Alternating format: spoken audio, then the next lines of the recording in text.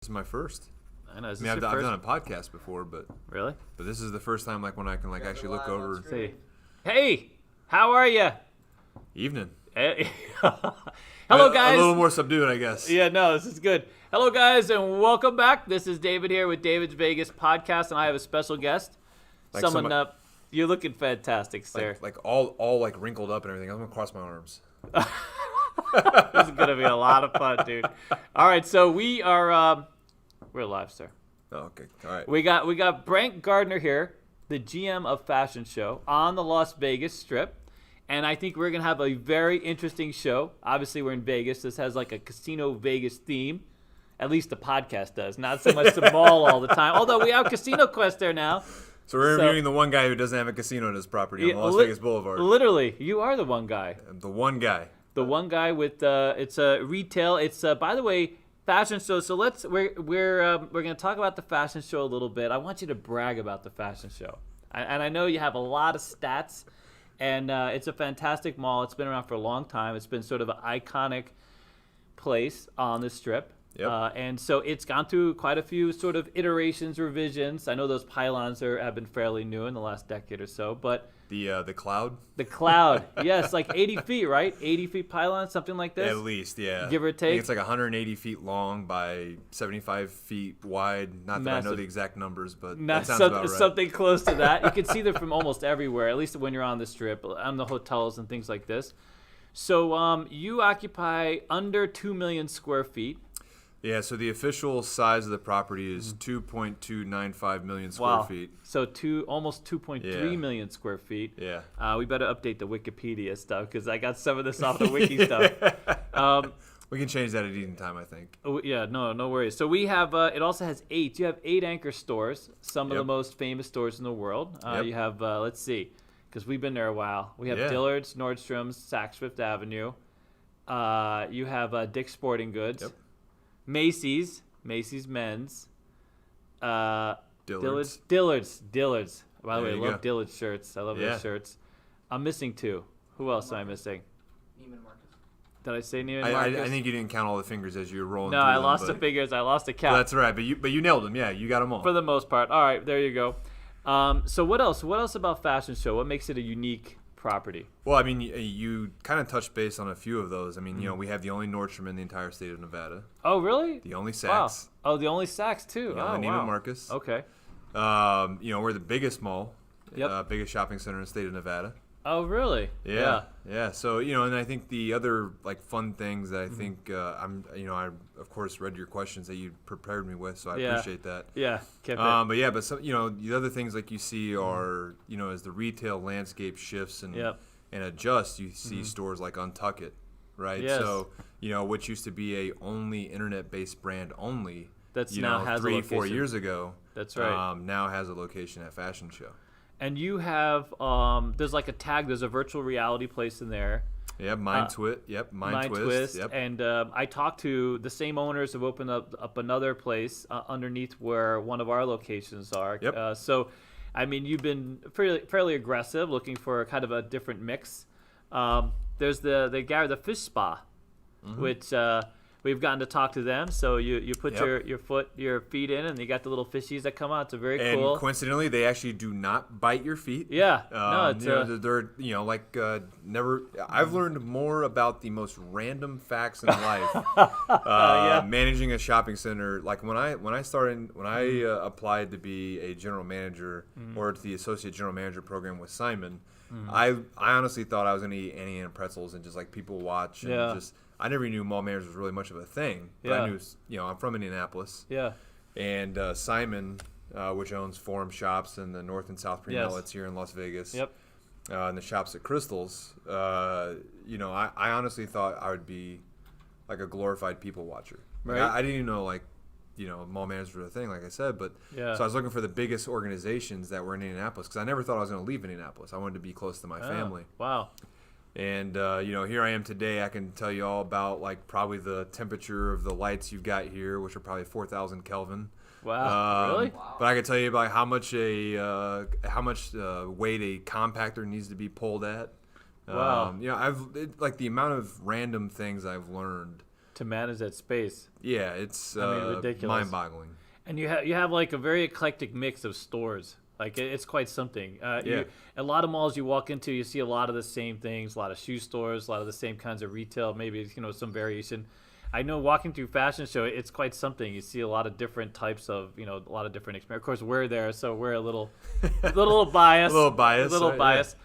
But and by the way, there's a few pretzel shops, man. You can't get through that mall without passing Annie Ann's. I think if you go about every 300 feet, you can probably get a pretzel. A pretzel, which is fantastic. Timmy loves a pretzel. That's how he got so fat, just so you all know. Timmy just. So word of the wise, yeah. You want to get the cinnamon ones with the salt ones, so then you get sweet and savory together. Oh. Or you go with my classic favorite. You got to get the place that you got to go to the ones with the jalapeno pretzels and get the spicy nacho cheese.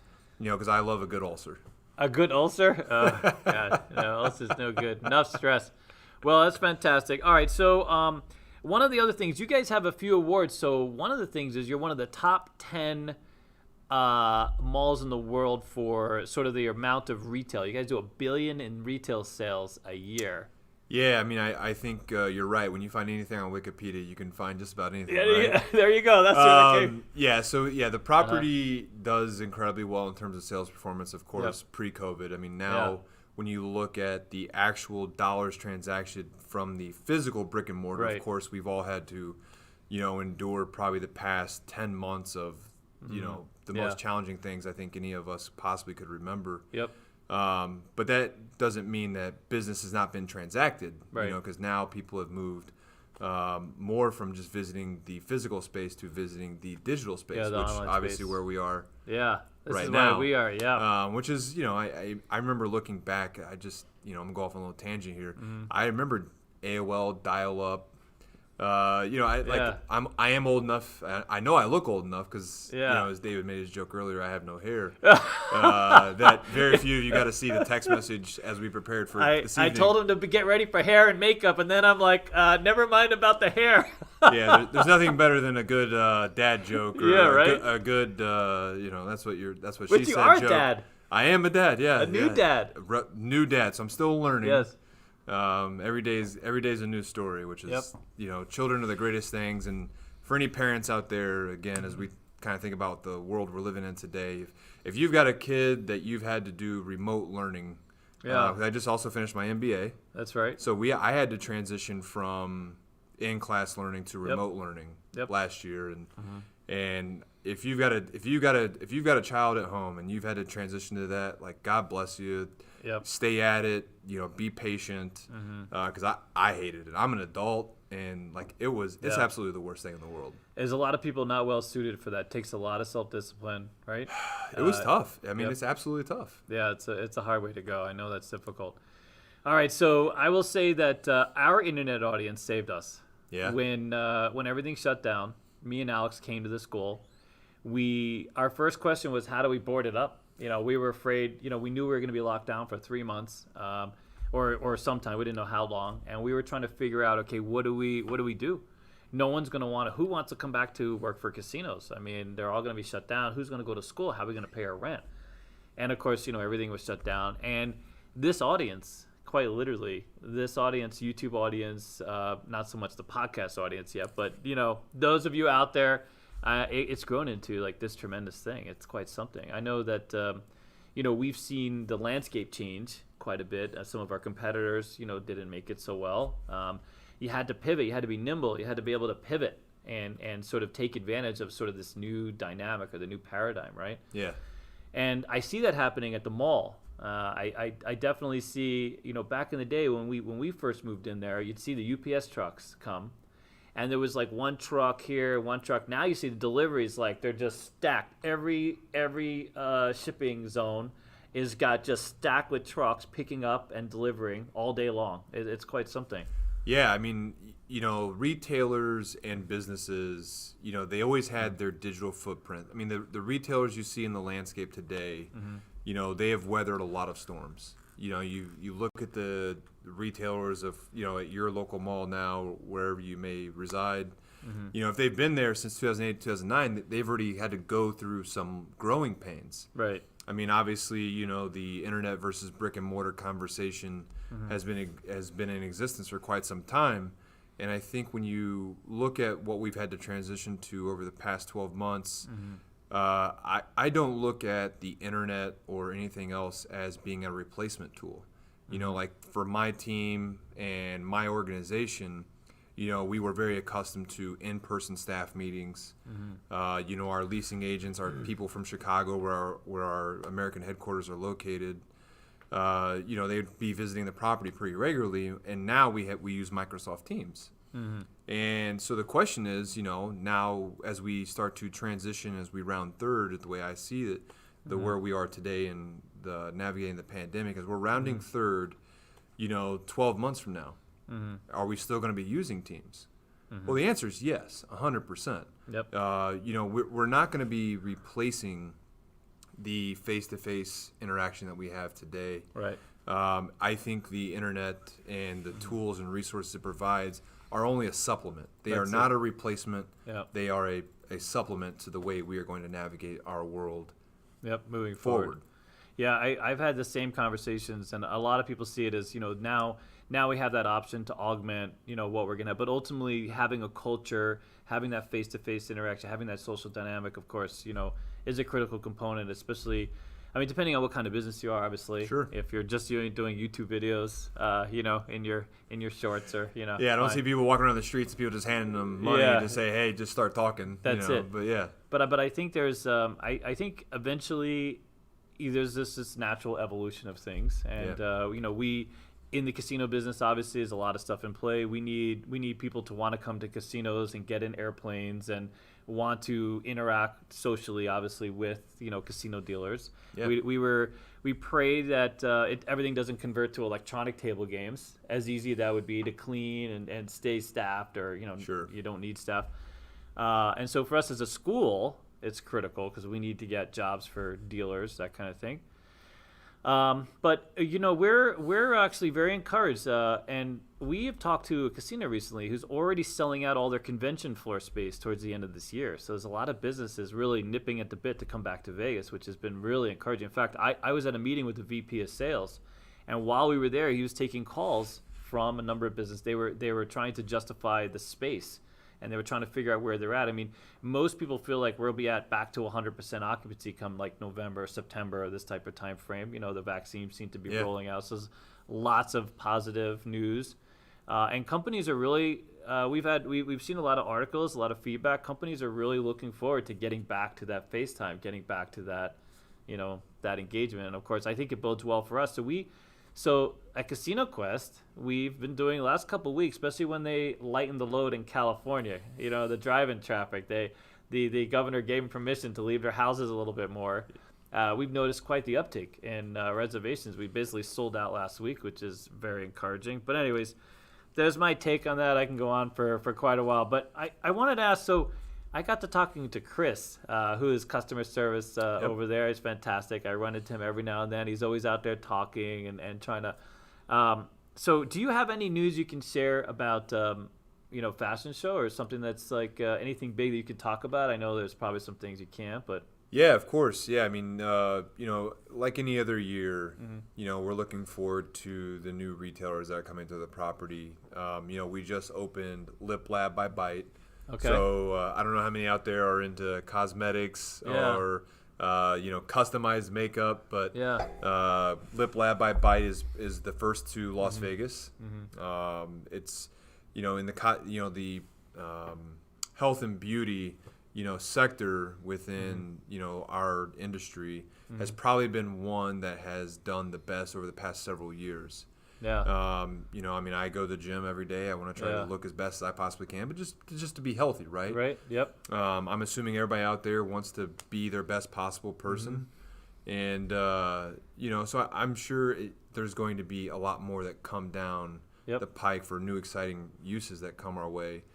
We have Key under construction, which is an Australian sunglass brand. Okay. You know, we just welcomed Green Planet CBD. I mean, I think when you look across the United States landscape, there's probably a lot of places that have seen CBD uses, or I guess the alternative to, you know, marijuana, or the extractions of devices and items that for come the health from. part of it. Yeah, so you know, I'm very excited about like just watching how we as a people evolve.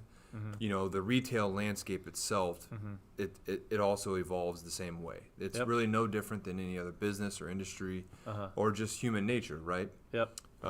So those are the two most recent we've got.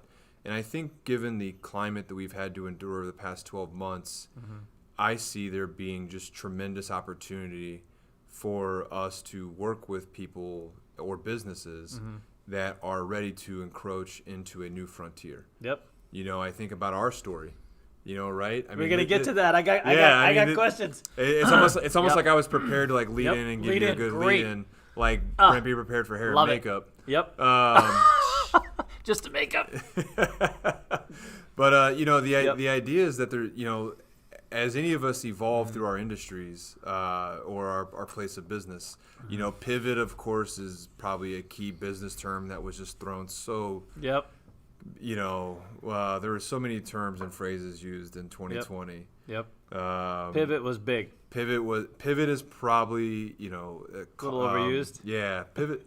And there's another one I want to say, like something about caution, but I can't think of what it was off the top of my head. But yeah, you've got to constantly be able to pivot. And I think that there are those businesses that have been sitting on the sidelines on some level for fashion shows specifically. They've been forced to. Yep. Because, when you look at the Las Vegas Boulevard, we've had years of enjoyment, right? Yep. 08, 09 was a challenging time, but once we navigated that, I guess I could say crisis. Yep. Once we navigated that, turn of events in our lives, new and exciting things, of course, popped up. Yep. And I very much see this point in our life being the exact same. Yeah. So. Really quickly? Yes. Rob Barnes, thank you for the podcast. Mr. B, thank you, sir. We got a lot of fans. Yeah? Yeah, we have fantastic fans. Was it because of Mr. me? Mr. B.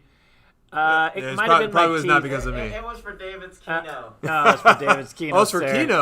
I'm telling you, all you haters out there, Keno's going big on Casino Quest.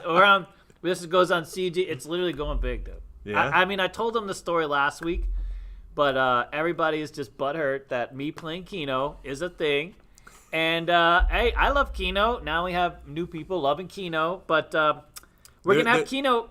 When we get out of this pandemic, I will tell you that one of my most fun and exciting things to do is if you can ever make your way to a casino, one of my favorite places to do it is Red Rock. Because you can just sit there all day, watch sports in their sports book, play Keno, and just watch the numbers just roll in while you're getting free Coors Lights and they give you free tickets. That's what I'm saying. This is what I've been saying, Brett. I mean, people don't understand the level of enjoyment you get from pulling those numbers, and you can do everything. You can watch TV. They even have it now where you can go home. You can go home and watch it from home. You can go upstairs to your room. You and your wife can have fun and still win on the board. You know what I mean? If you need that little bit you have a little lull in your conversation or whatever's going on. All right. Well, so here's the thing. All right, we'll get back to our little topical moments. So now that we got the Keno thing, thank you very much, guys. I really appreciate you. All right, so we have the North Strip is finally getting some love. Yep. Fashion show is kind of big, so it's like the end of Center Strip going into the North Strip kind of thing. But it's been a little bit lonely over there, as much as we have the Wynn and Treasure Island, and you know what I mean. It's but after that, there's not really a lot of reason to keep going. So having Resorts World has been going up, right beside Fashion Show. It's going to literally be your next door neighbor. Yep. I gotta say, I'm very, very excited, especially for we'll get to our Casino Quest later, but I mean that's going to be fantastic. Now, granted, I've only been in Las Vegas for a little over 2 years, so I've not had the enjoyment of watching how the Strip has evolved over the years. Yeah. But I got to tell you, just thinking about it, you can't see it now, but it gives me goosebumps. Yeah. It is to watch a $1 billion resort. Is it $1 billion? Billion? Maybe a couple billion. Billion. Over $1 billion, I'm sure. Yeah, over $1 billion.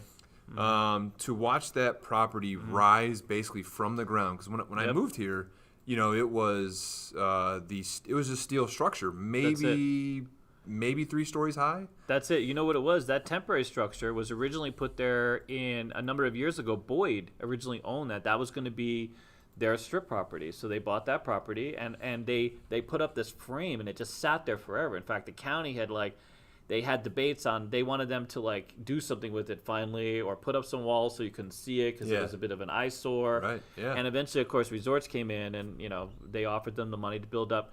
I as someone who's been here a very long time, when I see a place like the Drew, for example, it's going up for conventions, not nearly as exciting as seeing a resort world, that type of resort that plans to sort of expand, our what Vegas can offer. That's the thing that's most exciting for me, is that this is expanding the landscape of Vegas. This is attracting a new client base. This is, you know what I'm saying? Even though we're, once we get past COVID, we need to get past COVID. It'll be a little mitigated before that, but sure, it's still progress, and it shows that people are still making the same bets on Vegas. Yeah. And that's really what it comes down to. We talk to a lot of casino managers and a lot of HR directors, and they all say the same thing. Right now, we're taking a bit of a caution, but ultimately, it's all the same money's on the table. Vegas is going to come back and maybe come back bigger. As a lot of people are expecting this to be the roaring 20s all over again. People are finally get out of their houses, and they're going to have extra money. Joe Biden is sending money right over to me. I can't wait. Hey, buddy, he's got my bank account number. He's ready to make a deposit. I'm in. Yeah, I'm super stoked about everything that it has to offer. I love where fashion show is positioned. Yep. Of course, when the property was built in the 80s, to have a stake of real estate on probably one of the most famous streets in the entire world. Yep. Right. I don't know if you can go anywhere in the world and somebody not know where Las Vegas Boulevard is. Yep. That's obviously that's the name's in the street, but as well. But yeah. But to have Resorts World just to the north of us, to be across from the Wynn, across from the Venetian, the Palazzo, and Treasure Island. Me personally, I feel like our intersection is the best intersection of all of the Boulevard. I think it will become that at the very least.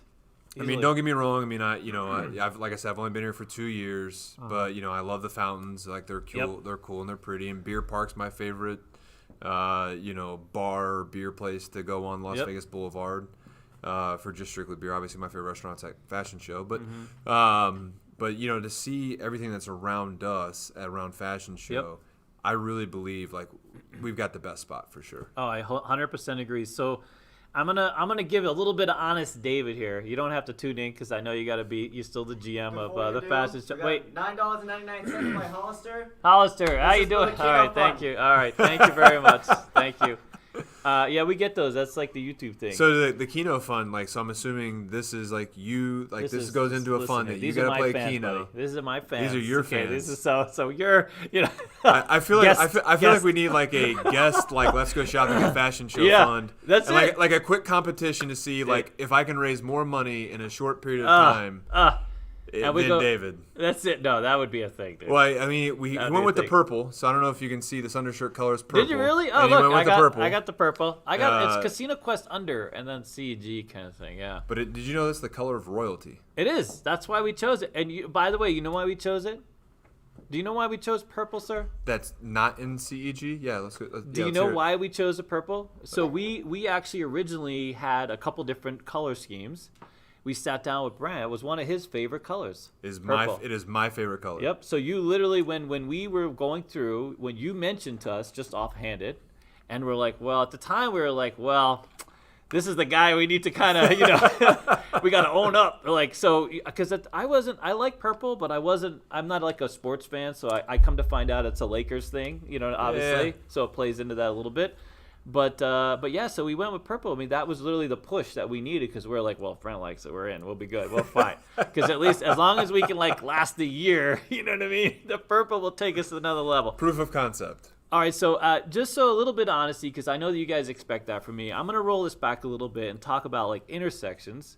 And I think back in the day when the Excalibur was first built, that became, and the Tropicana had the lagoon and everything else that it stood for. That whole the Tropicana intersection was literally had all the rooms, had all the new stuff, and it had the night show and the horses and Trop Lagoon Pool, and that was the excitement. Then everything moved over more towards Flamingo, And then you had Cromwell, and you had the new upgraded Caesars, and the towers coming in, and so that was the new thing. But it was really just a retake of the old Vegas moving into a newer Vegas. You know what I mean? Now we have, for literally the foreseeable future, because none of those properties, that's just is what it is. Tropicana needs a little bit of a facelift. Penn Gaming out there, they probably know that that's a thing. They need some work. Excalibur is like, you know what I mean? It has its. I love Excalibur. See, so that's for regular people that want to get like a regular dice game, get a lower price dice game. Yeah, I love Excalibur. We've had a lot of dealers go there and work over the years, especially for crafts, because they keep a pretty active crafts bit. And it's a lot of fun if you have a family. That's not the worst place. They got the arcade. They have the arcade. They have the night show. They have that medieval times. It's like the medieval time, but it's like the medieval. So it has a lot to offer. It's a lot of fun. I just love the fact that it's a giant castle. It is a giant castle. Like I think out of all the resorts, now granted, obviously we've kind of moved some from semi away from themed resorts, but you won't see a lot of themed. A part of me just I don't know why I'm attracted just to this castle. Dude, I love it. I love the castle. Out of all the designs, Caesar's Palace, it doesn't look like Caesar's Palace at all. It doesn't. It's just some they very moved tall away from Roman that. buildings. It does. But Excalibur, love. It is actually like Mirage. It doesn't look like Mirage. It's a hotel. It's This is valleys. true. I mean, Paris is the only other one really that has looks like Paris theme. Yeah. That's left. See, I love the themed properties. I have to say, I miss when Treasure Island had an actual show with the pirate ship out front. Yeah. That was a lot of fun, man. It was. When they got rid of that, and I mean, it attracted a lot of people. I thought I know that they're getting away from themes now, and I like the Luxor I like the Luxor theme. When the whole Pharaoh thing in Egypt, they're taking all that out. That's all going bye-bye. Is it? They're looking at a whole new direction. They've already brought in people to kind of reevaluate that because they feel like in contemporary life, people don't look for that. Adults especially, they look for something that's more fluid. I don't know, but I agree. I was looking at a new house the other day, and I saw a suit of armor, and I was like, "That's it. I don't need that. That's it. Suit of armor. I'm in." Right? This is the house for me. That's it. Yeah. Well, so now you have not only do you have resorts going up, you have potentially not the Drew. It's going to be called something else. You guys will probably know what it is. It's another tower. It's a convention tower.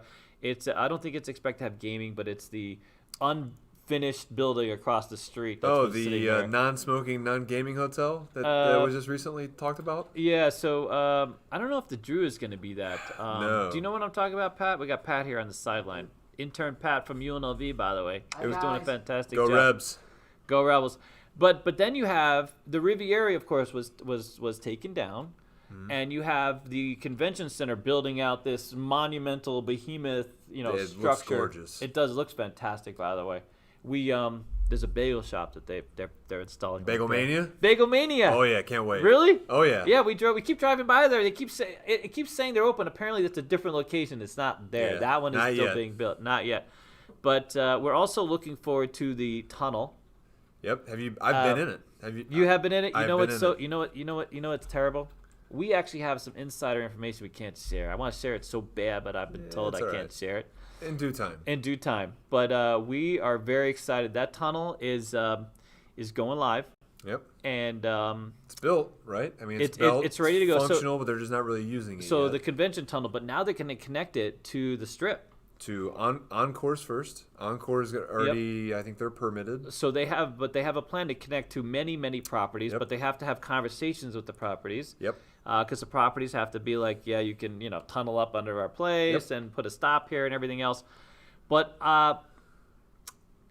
it's going well. That's all I could say. It's going well, that part of it. We're expecting that to be a thing. You might hear some news we can't really talk about because no one's actually delivered. There's lots of things in the mix, as you can well imagine, tunneling under the Strip. And 2021 is going to be a very exciting year. And really, I think this is going to be a thing that's going to change.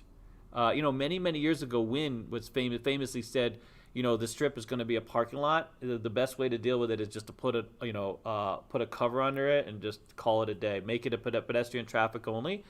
And that, pre-COVID, that's really where we were getting. I mean, it was literally just logger jam. You know. So I'm looking. I think that's going to be very exciting. People are going to come here just to ride Teslas underneath the Strip. It's gonna be so cool. So we had the privilege of being invited to, because like you said, the tunnel the tunnel, the boring company, which has got quite an interesting past already as itself. Of course, the name is where it even started. Yep. But, to be able to go from the convention center to McCarran Airport in 4.5 minutes, I think is their time. I think it's the plan. Fantastic. And you can find videos on the Boring Company, what they're doing in Los Angeles, because it's already active in Los Angeles. Yeah. Cars by themselves traveling at 120 miles an hour. Wow. And you can see Clark County and the Boring Company have plans already posted on their websites about the plan to bore underneath Las Vegas Boulevard. So they submitted 2 plans, by the way. I think we touched on this the last time. One is to the Wynn properties that have already been sort of established. They just need to get that passed, which I think maybe they have already.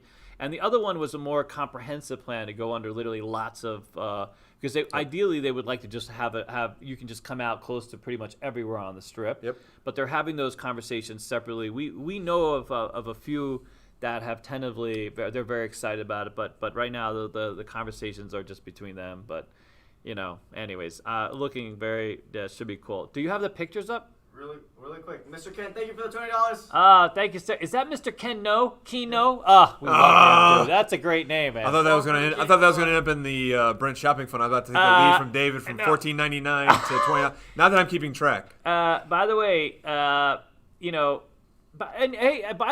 lot of people make this assumption that fashion show is expensive.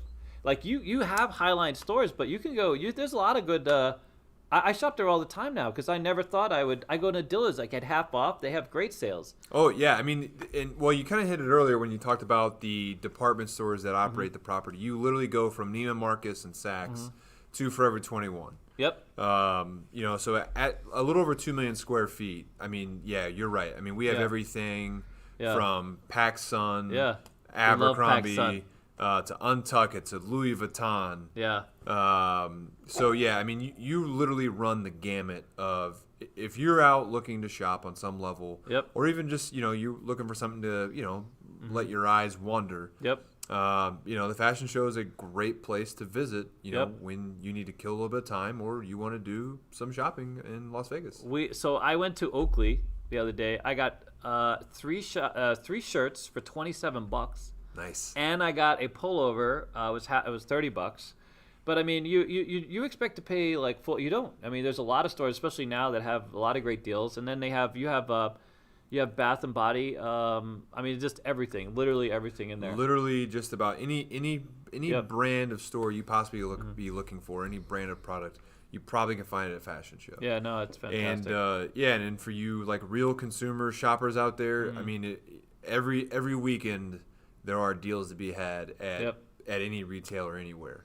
Yeah, no, it's a great mix. All right, so did you put up? Yeah, okay. So by the way, that's a picture of fashion show, and it's quite stunning. It runs kind of a long way. If those of you here in Vegas, it's across the street from like the Venetian, Palazzo, and then like the Wynn, sort of, depending upon where you sit. And it's catty-corner to TI on one side, and Resorts World on the same side of the street. So it's on Spring Mountain, and you don't have to. For those of you who are local, by the way, you don't have to actually cross the Strip if you're coming from the west side.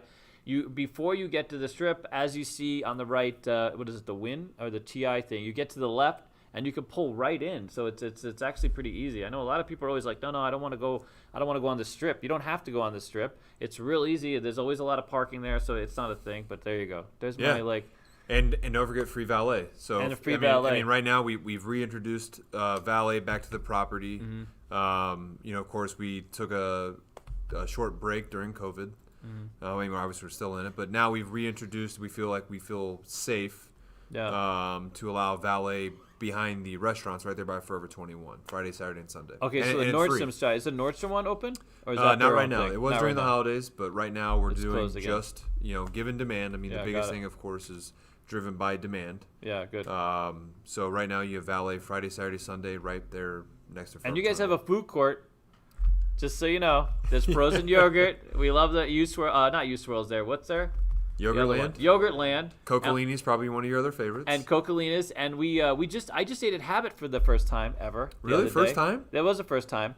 So I was always going to Johnny Rockets. Yep. And they have an Earl sandwich, by the way, which is absolutely Also a great go-to. really. And by the way, I know this sounds like I'm raving about it, but I'm pretty picky as an eater. And they have the Earl sandwich is really good. Yep. I was always stunned that they kept getting the highest rated sandwich shop in town. Yeah. And I held out eating there until I literally moved into the mall, and they were giving discounts to being a mall vendor. Yep. When they first opened, it was like half off. Yeah, I can't miss a half off. Well, it was not half off, but if you work in the mall, they still have employee discounts. They still have an employee discount. Yep. And so me and Timmy were going through the entire menu, and we just loved it. Well, there was one sandwich that I wasn't a big fan of, but they're really good. They're very sort of handcrafted and the whole thing. So perfect size. I recommend double meat. Double meat. Now, granted, I may not look like it, but you know, like I love to eat. So you always gotta go double meat. I'm on a diet. I'm back to salads right now, just so you know. Okay, I can do froyo, and that Habit Burger. I did that with just the burger, no fries. It's kind of sad. The sweet potato fries is the way to go at Habit Burger. That's one of the must-go-tos. I know. I think Dennis. Did you have the fries? No. Dennis is here too, by the way, on the controls. They know. They know? Oh, okay. So you're saying hello. All right. So we're past the. Okay. So here I want to touch on something before I get to the March Madness, because that's where we started. And the phone call. It's a great story, by the way. The phone call is a great story. You have to know, Brent has actually become a very good friend of ours, me and Alex, and we call Brent all the time. He's played sort of an active role and back and forth. We talk, So it's been a fantastic relationship. But so how do you become the GM of Fashion Show? Where'd that happen? I've got to say, over the course of my life, I've been incredibly lucky, in a lot of ways. And so earlier I kind of mentioned, I'm from Indianapolis, Indiana. Mm-hmm. I'm from a big family. My mom has 8 brothers and sisters. Wow. And all of them had at least 3 kids. And so I've got a lot of cousins, and I'm very close with a lot of them. So anybody that's from the Midwest out there, shout out to the Midwest, shout out to the Hoosier State. Although I don't recognize the Hoosiers because I went to Purdue, so Hoosiers, But anyways, your mom was part of 16 kids. So she's one of 8 or one of 9. Oh, one of 9. So she's got 8 brothers and sisters. Wow. And then all of them at least had 3 kids. It's almost like this perfect square root of 9, right? Wow. 9 kids. They all of the 9 kids. They at least had 3 kids. Wow. And all of them, most of them had 3 kids. So I have out of about 100. I think last time I counted, it was 127 family members. Just my mom's side, which is her brothers and sisters, their kids, and their kids. There were only 13 that lived outside the state of Indiana. Wow. And Christina and I were 2 of them. Wow.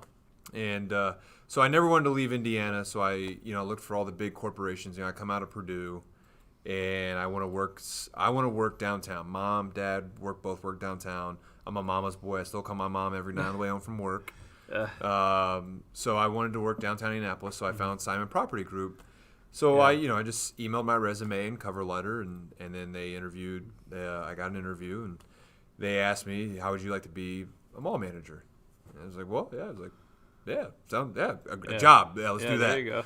And so then I go through the whole interview process, and now that I'm at the point where I feel comfortable about to offer me a job, they do, and they say, "Where would you like to live? Florida, Texas, or Massachusetts?" And in my head, I'm like, "I don't want to move." I was like, but Florida was number 1 because all my family, if you live somewhere in the Midwest, Florida is a pretty common vacation point. Yeah, destination. Which is, of course, all the fun statistics I learned in life, right? There's a reason why a lot of New Yorkers end up in Boca Raton or in South, around Miami. It's because 95 goes from Miami to New York. Yep. And if you live in the Tampa market, there's an interesting reason why people from Michigan, Wisconsin, I was about to say Wisconsin, really? Michigan, Wisconsin, why they end up in Tampa is because 75 goes all the way up straight to Michigan. So it's literally one interstate. So there's a little fun fact for you. Yeah, there you go. So anyway, I moved to Florida, and Simon was good to me. Every 6 months, something happened where they needed my skill set to go. Yeah. And so over the course of 11 years with Simon, I moved 11 times. Wow. So a lot of moving, but, I was young, single, no kids, no dog. Did you ever end up in Massachusetts? I never ended up in Massachusetts, which is actually a little disappointing on some level. Because I've lived in every part of the United States except for the Northeast, New York, up in that corner or the Northwest. Because Copley Plaza was being sort of built when I was a kid. Yeah. And at the time, it was like the most expensive mall ever built. So it's the fashion show of Boston, right? Yeah. It's, perceived to be something when in reality, there are places you could shop if you go there. Yep. Copley, has been small for relatively years, but I believe it's been expanded, and now it's got residential towers and an office building, and Simon does a very good job with their shopping centers. Yeah. But I was fortunate enough to transition to what was GGP, now Brookfield Properties Retail. There's a much longer story how all that happened. BPR. For those of you that follow the stock, BPR. Which is, yep. And if you bought it during COVID in March, you have made out like a bandit. You've doubled your money, and BP and BA and BAM may be acquiring it. I did buy some. I made some money, but I got a little early. Yeah. It was that of Penn Gaming. I got out way early on Penn Gaming. Oh my God, from $3.50 a share to over $100 a share. Well done, sir. Okay, well but done. I didn't get out. I got out way too early. I got in about $5. I got out about $30-something. I can't believe I got out too early. All right, so you crisscross 11-year. By the way, for those of you who don't know, Simon is the largest REIT in the world. They own the most real estate, right? The largest mall REIT. I don't know if they're the largest REIT, so I'm just going to throw that little asterisk in there. So I don't know for certain. They own more property than literally anybody else. But yeah, go ahead. Yeah, I think CBRE is the largest real estate company, I think. Okay, overall? Now, I don't know. They don't necessarily classify as a REIT. Okay. I'm not 100% sure on that. But yeah, Simon, big company, great balance sheet. This is kind of stuff I know that we always like talking about. That's it. So great company. But anyway, my wife, who had gone to graduate school, the reason I got to graduate school because I was tired of her walking around and she had a master's in the house and I didn't. And so when she moved off to Savannah, somebody who used to work at Simon actually moved to GGP and reached out and gave me a call and said that they had an opening in Los Angeles at Glendale Galleria. Okay. Which I knew Glendale Galleria. When you work in the industry, there's a handful of properties that you can probably just spit off the top of your head.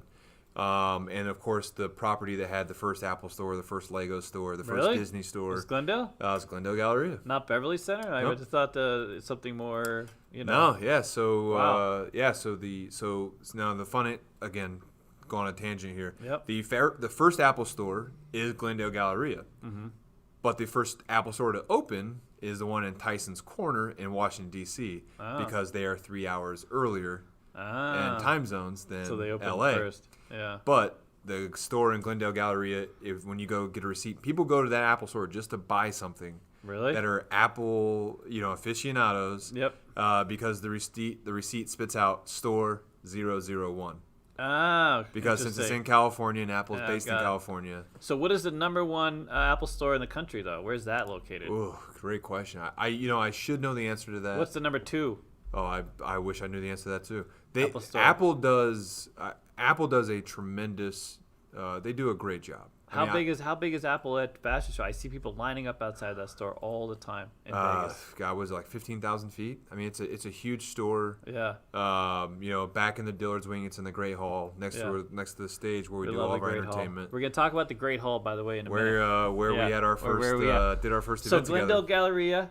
And for BPR or for this company that became? Yeah, so I was at Glendale with GGP, and then Brookfield Properties Retail or Brookfield these are Brookfield Property Partners. Yeah. When GGP declared bankruptcy in 0809, BPY Brookfield Property Partners, they had made a investment and helped capitalize GGP to allow us to emerge out of bankruptcy. Okay. And they had seats on the board. They had 33% of the common stock. Yep. So in 2018, February, they made an offer. I want to say it was like $22 a share or something like that. I'm making up numbers up. But so hopefully there's no real fact checkers out there. If you are, you can certainly send us the answers. answers. These are degenerate gamblers. There are no fact checkers out there. Yeah, okay. Yeah. We all know numbers. We all know numbers, though, right? Yeah. So so the offer was like $22 in February. Yeah. The board of GGP said no, it's not good enough. Yeah. Fast forward to August, the offer became $22.50. They said, "Sounds great." Really? So Brookfield Property Partners acquired GGP in whole in August of 2018. Yep. And so now we are Brookfield Properties Retail. So and then later on, a year later, fast forward a year, the GM of this fashion show, who's now the general manager at Area 15, which is a very cool experience. I look forward to visiting Jim. One of the largest indoor recreation center, right? It's up there. Yeah, it's massive. It's a massive indoor. They can do all sorts of things in there. Yeah, it's a really cool event space. They've done. I'm looking forward to seeing it now that it's fully built and open. Yep. And I look, of course, forward to seeing Jim and the other people that have moved from our company to theirs. Yeah. But yeah, so then the opportunity came open to manage fashion show, and I was asked if I would have interest. Wow. And my wife absolutely hated it. We lived in Los Angeles. She's an actor. Yeah. So of course, Los Angeles is the mecca for actors. You don't want to be in Vegas to be an actor. Yeah. So It's a downgrade. But, now on the reverse side, however, she's being able to transition that to vocal coaching and my wife is incredibly intelligent, much smarter than me. Hi, wife. How you doing? Yeah, what's up, Tuna? Tuna. So she does vocal coaching. Okay, good. She does classes. She does lessons, private lessons. Yep. Group settings. So she agreed. She's been incredibly supportive of me and my career and my aspirations, and so now we're here. Which to move from a 1-bedroom or a 2-bedroom, 1-bath, 1-bedroom, 2-bath, whatever it was. Our closet in Los Angeles, to be able to move to Las Vegas into a 5-bedroom house, 3 bathrooms, a pool, a fenced-in backyard. That's why they're all coming. And to save $1,000 a month on a mortgage. Why? When that high-speed rail ends up going from Las Vegas to LA, easy. There is I look forward to working back in Los Angeles, but living in Las Vegas because you can. Yeah, you will be able to. By the way, so that the rail project has got some, bumps in the road. Virgin has been dethroned from that, and then I know they're having some issues. But anyways, I know Glendale Gallery. It's fantastic. I didn't realize it was so iconic as far as a mall. It's a beautiful mall, beautiful space, a lot of stores, obviously, really. I've been there many times. I used to live sort of on the other side of Dodger Stadium in Los Feliz, so it was just one road over. When you were doing property management, right? Yeah, so that's interesting. So here, by the way, I want to add a little caveat. This is going to be like a business segue, I guess, a little bit, only because, you got to do that on a gambling channel. What are you going to do? But anyways, so interestingly, Brookfield, the reason why they have they have a fantastic balance sheet. They really, they offer exactly what they think it's worth. They don't come in overvalue, so they're very frugal when it comes to spending their money, and they focus on properties they know have like a long term. They don't just go in. There's some other property owners that either look to flipping it or looking to some kind of other traction, but Brookfield looks for really properties that can sustain themselves and are well positioned. They have a lot of Class A retail real estate, which is important because Class A can weather the storm. Other REITs have a lot of these strip malls now and those may not fare quite as well. It'll be a lot of commercial space that it's going to take a minute to get back to that. So it's a very interesting company. I did a lot of research before, just as a curiosity. I was happy to have the opportunity. But I used to be with Park. I used to work as a property administrator. I was a collections administrator for Park La Brea. And those of you who are in Los Angeles know it's on Wilshire. It's like Wilshire, Melrose, La Brea, Highland area, this type of thing on the border with West Hollywood and Hollywood kind of thing. And it was a very interesting property. So at the time we had, I forget what the total, but something around 4,000 units spread between garden and tower properties. And we had some really amazing people that lived there, almost the entire cast of Rock. If you're familiar with the show Rock back in the day, it was like a sitcom that was on for a while. I one time collected rent from Sharon Stone. I had Eddie Murphy's wife at the time calling me, trying to get a garden apartment for her security guard. I got a story about that, by the way, because no take away from Eddie Murphy, but wow, that security guard had quite the record. I mean, we used to do background. You had to you had to have a clean background to get in there. That was a thing. And oh man, it was quite the experience. But that was Forest City Management. Yep. And those of you who know, Forest City built the showcase here in front of the MGM. Yep. So where you see the M&M, that was their property that they built and they met. That was pretty much all they had here at Forest City. But Forest City was a really large, privately owned Still is. company. And I happened to have gone to camp. I went to this private camp back in the day. And so I was sort of juiced in to that job a little bit. I needed a job. I was in LA. And I knew one of the nephews of the family. We won't go into that. So now Brookfield owns that property, right? Is that we don't own the Showcase, but we own Forest City. We acquired Forest City. Park La Brea. Yeah, I believe so. Yep. So that's Park La Brea. Yeah. Brookfield's in. Yeah, I mean it's such an outstanding company. In office and residential and hospitality, and shopping fantastic. Centers and. Dude. I mean, you name it. I mean, I think I heard some statistic, and I'm obviously not speaking on behalf of Brookfield. Yeah. But I want to say like they own like 5% of the London skyline, like 5% of the New York City Manhattan skyline. If you pull up their stuff, look at like Brookfield Place in like Australia. Or Brookfield Center. Ala Moana. You guys have Ala Moana. Ala Moana. Number 1. Yeah, and if Jake, if you see this by chance, I know. like. By the way, we can't wait to meet Jake. Yeah, Jake's so cool. Yeah, Jake's GM, Ala Moana. He's the general manager. Yep. And we hope to be out there. Yeah. Hawaii's going live. Eventually. They're passing H8. So they're working on passing a new law to allow gambling. Oh, really? On some level. I didn't They're know that. Introducing potentially 1 casino. For those of you, that'd be crazy. We have an entire. So Hawaiian. This is what do they call this? The ninth island. The ninth island. Yeah. And if you go to California, you can get spam on anything you want, dude. You can Love get it. anything with spam. Pancakes with spam. Anything with spam. Just throw some First spam place on I it. gambled in Las Vegas. Was it California? Was it the California? Fantastic action. The action is so good there. It's the one place in town left that has just double odds because they don't have to give it away. I played craps. That was the first. I had no idea what I was doing. Double odds. I was just following a friend, and he just said keep doing it, and I learned to press. Yeah. Even though I had no idea what I was doing. You gotta press. I may have been drinking. Yeah. I pressed everything. Yeah.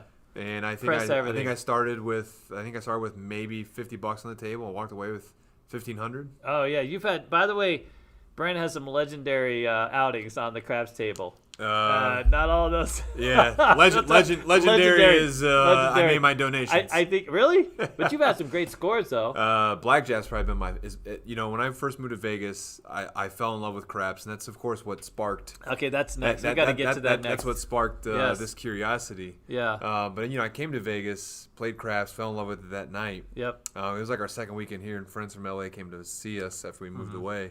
And I was like, you know what, I'm done with blackjack. Like it's so basic. It's just.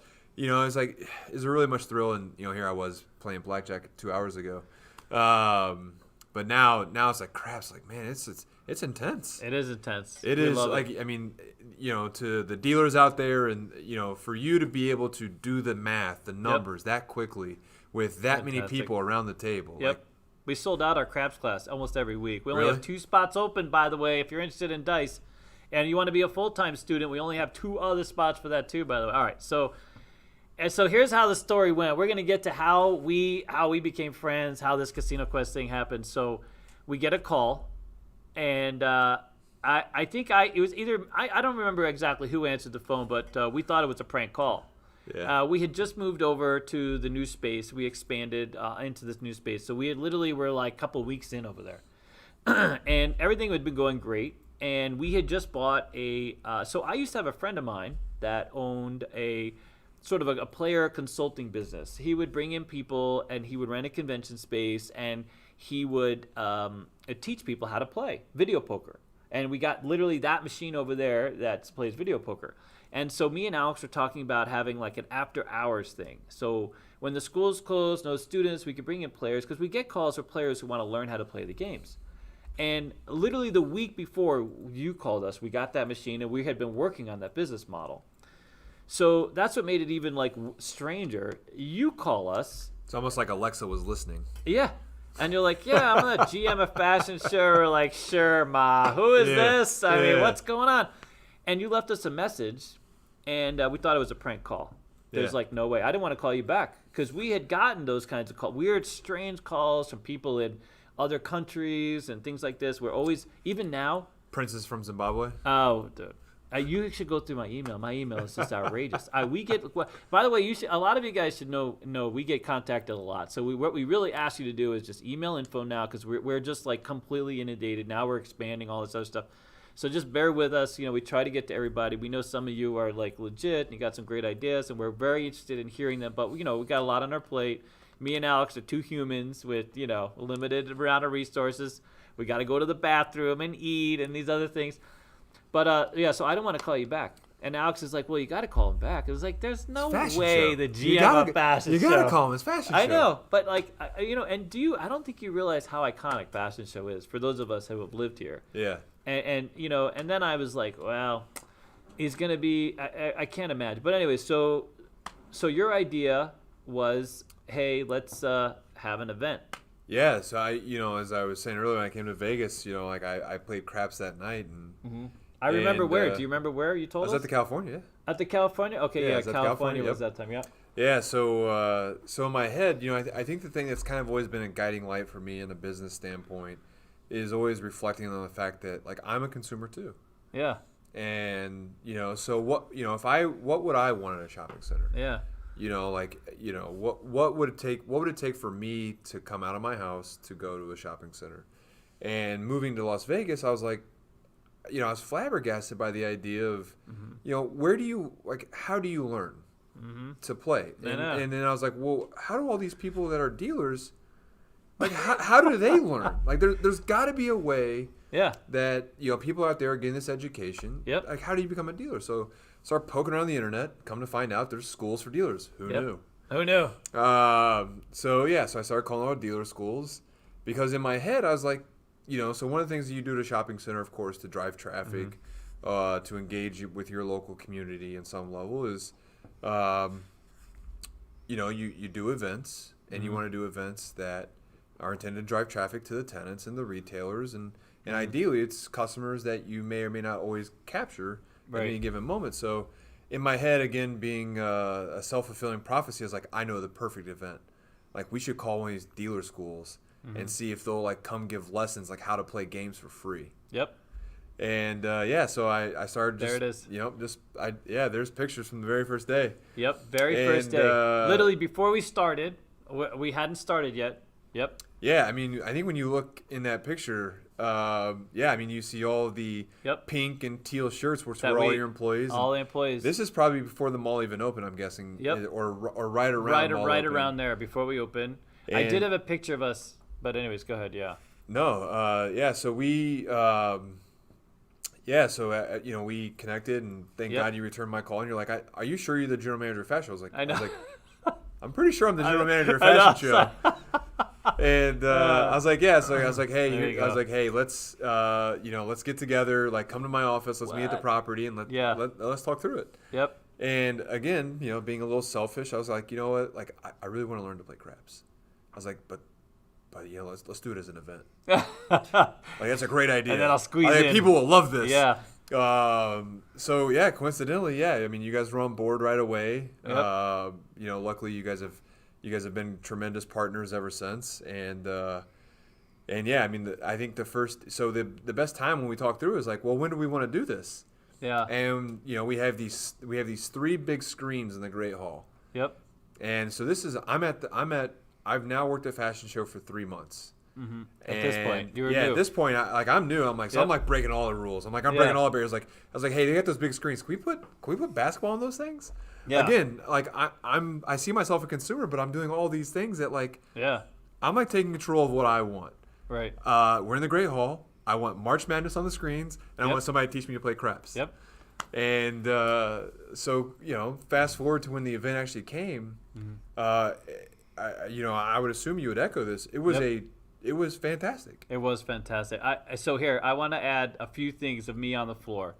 So Brent had his event coordinator there. I don't remember her name. Rachel. Yep. And Rachel was facing away. Okay, there's a picture of us, much busier. So Rachel is facing away towards the screens. The screens are on the other side. So she's facing the screens. Behind is our table area.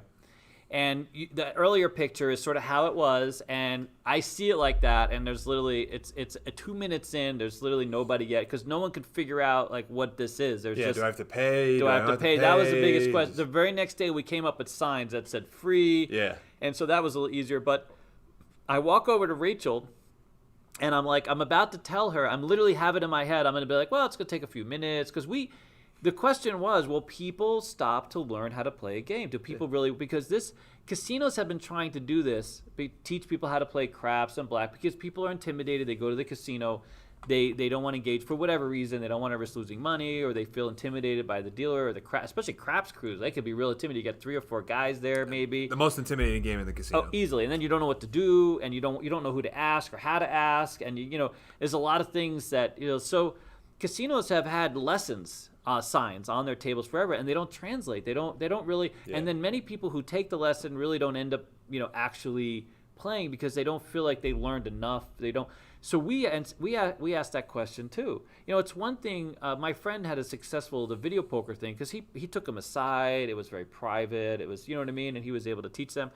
But with table, we weren't sure. So I'm walking away from the tables over to her, and I'm about to say, yeah, it's gonna take a minute.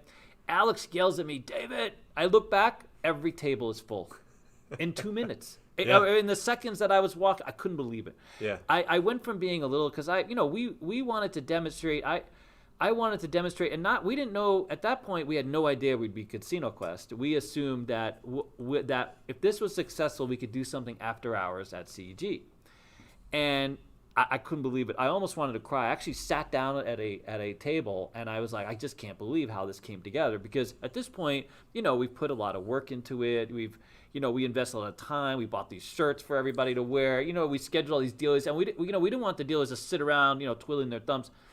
And from that moment on, every table was busy almost all the time. Yep. The most amazing thing for us was that so Monday, whoever scheduled kind of misscheduled us. We should have been scheduled a little bit earlier, and we missed the game. We actually ended up showing up after the game. So there was no game there that played, because up until then, the game was on at the same time. There were families collaborating. But on Monday, we ended up getting there at a later window. You get started at noon or 1 o'clock. Or 1 o'clock, sometime later. And then the games had already ended at that point. And we were packed. People came. We had people who had come just for that at that point. Yeah. And had heard this was there, and they had literally. We had a lady who was there all 3 days, and a few people. And one of the people that we had a whole group from there. They ended up being students that followed up literally the next week, signed up at the school, and it was unbelievable. It was so cool. Yeah, it was definitely probably one of the highlights thus far in my time at being a fashion show. And this got us to a whole other sort of, concept. So I kind of lose track. So this was we had 2 events. We had the next Madness. We were planning on doing another one, and of course COVID hit, so that was out. But we were all lined up, And so the next one, also a success. And Brent comes down, and he's like, I feel like you could do this like every day. Yeah. And we're like, oh God. And you literally took us on a little tour of the mall. Yeah. And you said, what do you think? And I was like, I can't even begin to tell you. I was so nervous, only because it's a lot to. It was one of those things where you sink or swim. Yep. We're either going to go all, because it's not going to be cheap. We're going to have to figure out a way to, make this investment, make this work, employees and everything else, and come up with logos and themes. And it was a lot. Yeah, and we were nervous, and we knew it was going to take a lot. And me and Alex come from a small place, realistically. My journey to here started on the streets of LA when I got out of the military. That's my journey, Brent. Yeah. You know what I mean? So to literally be at Fashion Show, this iconic mall, and have you literally going, what do you think about this spot? And us be like literally standing there.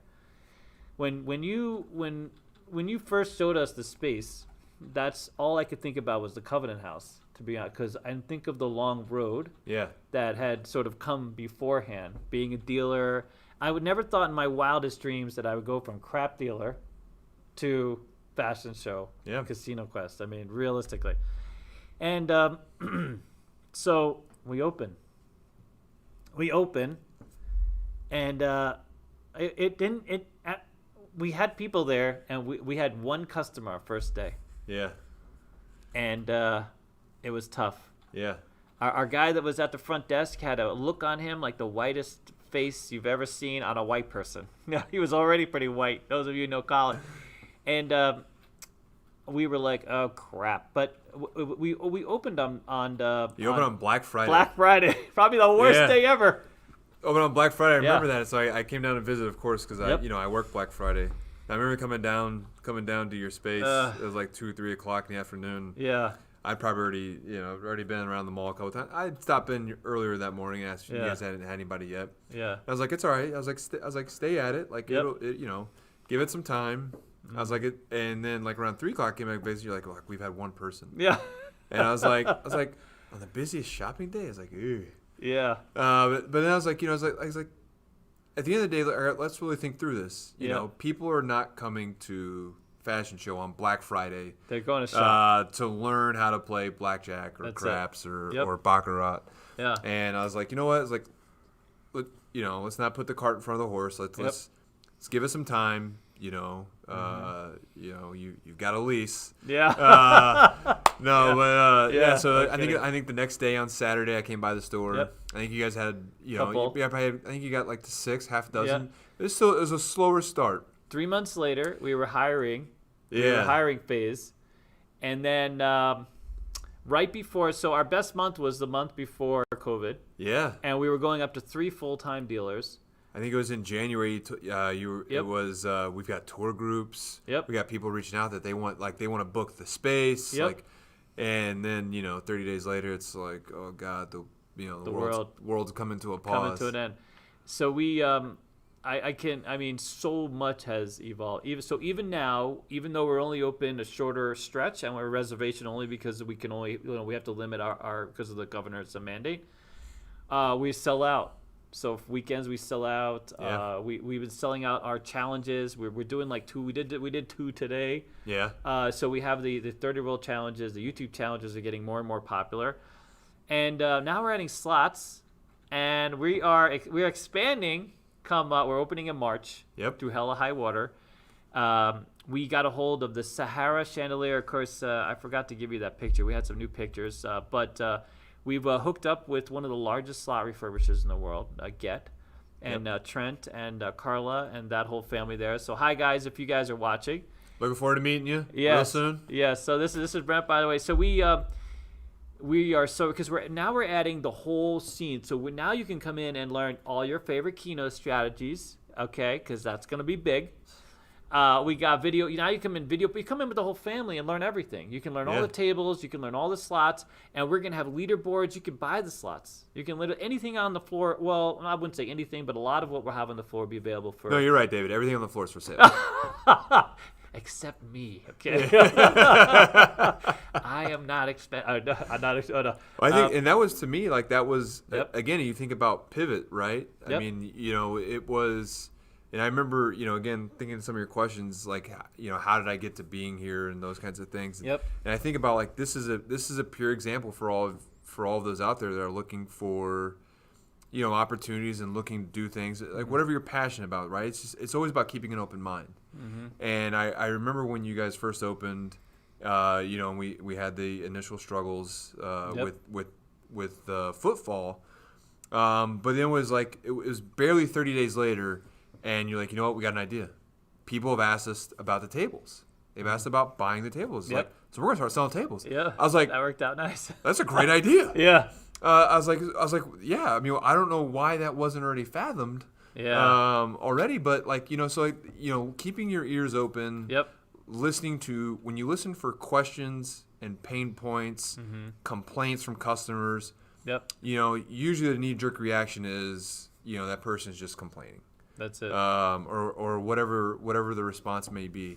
So it's always good to caution and pause your knee-jerk reaction to just take a minute to digest it, because I will tell you, 9 times out of 10, when someone has a shopper or a tenant's ever called to complain about something or offer up some form of critique, is really the best way I would probably say.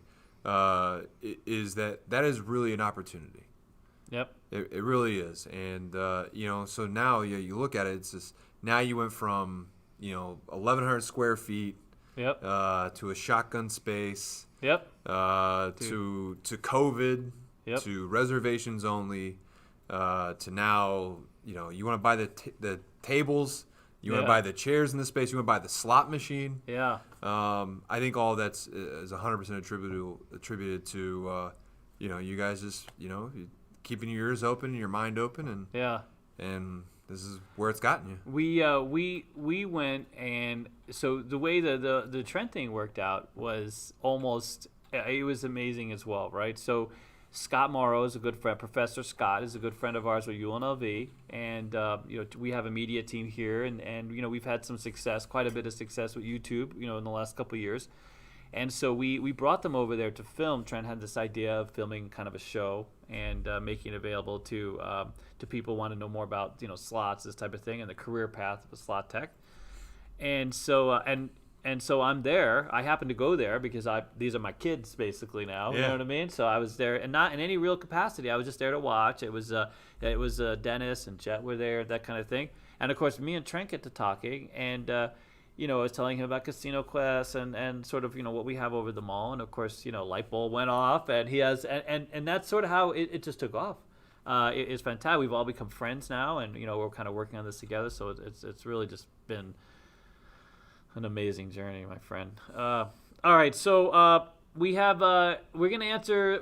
How many questions do we have? Do we have any questions? What's going on? We have quite a few. Actually. Really? Oh my God! Is it any? I love questions. Well, minus the Keno questions. It's probably gonna be like Keno based. like David, what are you gonna do with the? We love you guys. What are you doing with the $14.99 that you've earned thus far? $14.99. I'm assuming nobody's donated to the Let's Go Shopping with Brent fund. I know. Well, let's go shopping. You only need a couple dollars for that, dude. That's easy. Yeah. That's a pretzel. Yeah, right. That's a pretzel. The pepperoni pretzels probably up there as some of the favorites, but the jalapeno ones. I love those hot dogs, dude. The hot dog. The hot dog ones are so good. Mall's closed right now, isn't it? I know it is close. I know, right? Damn, dude, those hot dogs are good. All right, so what do we got? Let's do that. Let's go to questions. I'm sure. Let's focus on the Brent questions. Yeah. What do you got? Yeah, the guy works at a mall, but he's got a wrinkly ass shirt. What's the future of the mall space as brick and mortar stores go more virtual presence based? I knew that was coming. Yeah, I would say it's actually the inverse. Is what is the future of the internet-based retailers that you're going to see enter the brick and mortar space? Yep. And the retailers that exist out in the shopping centers today, those that declare bankruptcy. I'm just going to throw this like odd random statistic out there that I was told me one time, and again, I don't know if this is 100% accurate. You walk up and down the cereal aisle of your grocery store, how many boxes of cereal do you see? Lots, right? Mm-hmm. Every year, new cereal brands are introduced, but you, in the mass of that aisle, could you ever pinpoint the ones that didn't survive when you were there in January and there in December? There's a lot. There's a lot of attrition for people that try new concepts. Mm-hmm. And, the most exciting things, like when you see like companies like Warby Parker, mm-hmm. Untuckit, Bonobos. Amazon has a pop-up there. Amazon has a store, has a pop-up kiosk in Fashion Show. Yep. They've got stores around the country of a variety of fashion. Mm-hmm. Bookstores, they've got stores that have a variety of products that they're featuring that month. Mm-hmm. And, I think the one thing it's been proven is that you can only plateau. If you stay internet-based only, you will plateau, where the cost of clicks to sales eventually plateaus, and your ability to then push on beyond there becomes just increasingly more expensive. And you can find white papers and research and all sorts of other things out there. But and I'll give you one other fun stats, because of course this is not the first time I've ever had a question like this. Yeah, a lot. I think it's for every retailer that does pure internet-based business only, they will make 91 cents on the dollar. Yep. Because of course you got returns and shipping and other things of that nature. Stores that do only pure brick and mortar, it's like 98 cents. So marginally better, but again, you got overhead and returns and those things. stores and retailers that have a strong omni-channel approach. Those are where you can buy online and pick up in their store and make $1.11. Wow. Yeah, because I mean, at the end of the day, you think about it, right? So I buy this sweater from Banana Republic. I bought it online. Actually, I did. I bought this. They didn't have my size when I went to the store at Fashion Show, so I went online and picked it up in the store. And of course, the day I went into the store, I bought the shirt that actually coincidentally. Oh my God, that it's happened to us. it's almost like it's perfect. I bought this undershirt that's underneath of it, because it was on clearance, it was on sale that day, so why not? Yep. So yeah, I think the most interesting thing, again, because as I belabor a point. The most exciting thing is going to see the internet-based businesses, or those that are primarily internet-based businesses, expand into the brick-and-mortar space. As we talked very early on in the show, Microsoft Teams, for those that operate in a business platform or Zoom, is not going to replace person-to-person meetings. No. It's going to supplement them. That's it. So malls have been around since Roman times. Yeah. I enjoy being around people. I enjoy going out shopping. There are going to be malls that close. It's going to happen. There's going to be businesses that close. It's inevitable. It's absolutely inevitable. But the best shopping centers, like when you think about a fashion show in Ala Moana, take whatever shopping center, the best shopping center in your market, that shopping center is going to be there for well beyond probably your lifetime. That's it. And it's the experience. It's going to evolve. It's That's going to evolve. You're going to see office. You're going to see retail. You're going to see medical uses. You're going to see dealer schools. You're going to see us evolve. That's what I'm most excited about. That happened to me. That Oakley, that order of the shirts I bought online, I went in and I bought 2 jackets. Yeah. See? I mean, it was that easy. That's a thing. That's the thing for sure. I love that Amazon pop-up store. I go there. They always have something new, which is so cool. It's not a huge space. They shift like every month. Yeah, literally every day. They had TVs. One day we went in there. They had nuts. So they basically promote sort of their own brand and things that they feel like will have an impact. It's the kind of items you want to touch and feel and see it. Yeah. So like you can't see like the bag of nuts so well, but when you're there, you can see exactly what it looks like. Yep. And boy, I loaded it up. But and that I think is true. Is like you can't get that visceral. If you want that visceral experience, if you want to feel, there's a sheet company, and Caraloha. Oh my God, Caraloha. Yeah, if you don't have sheets from Caraloha or bath towels, go online right now. Just buy one set. Yep.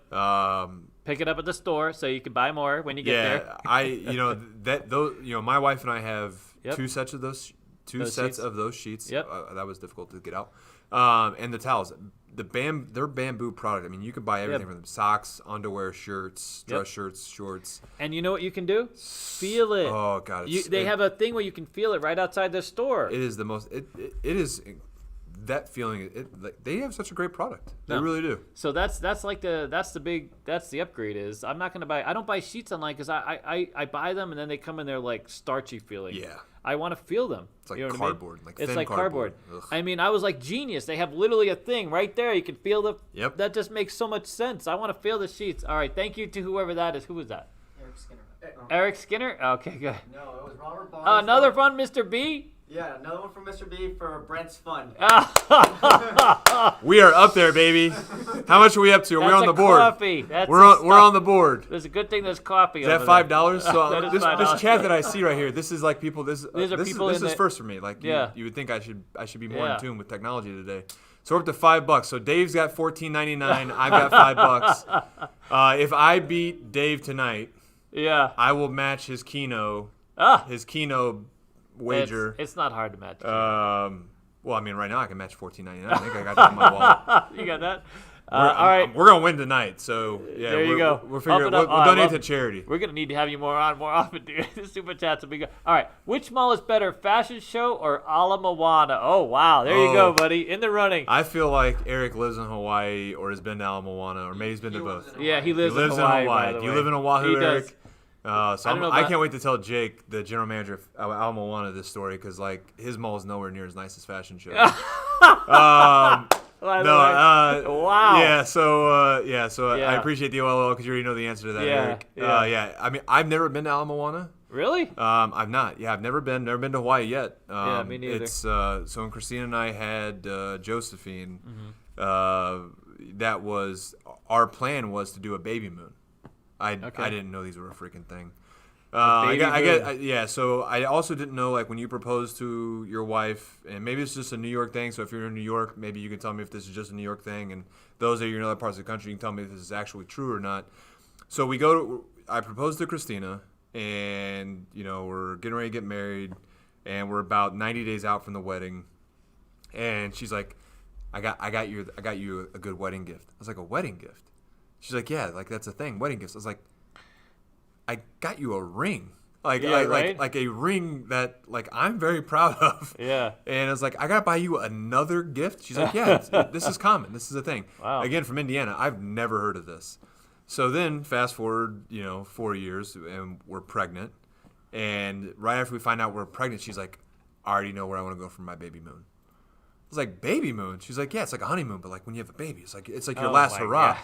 I was like, Really? I feel like you're making these things up. Yeah, no, Like, I've never heard you of gotta that be myself. making these up. So we wanted to go to Hawaii for our baby moon, of course, but COVID. So we're gonna go eventually. But I've never been to Ala Moana. I've seen pictures, and I know Jake, the general manager there. Yeah. But yeah, Ala Moana's been around since, I think it was first built in '68. Wow.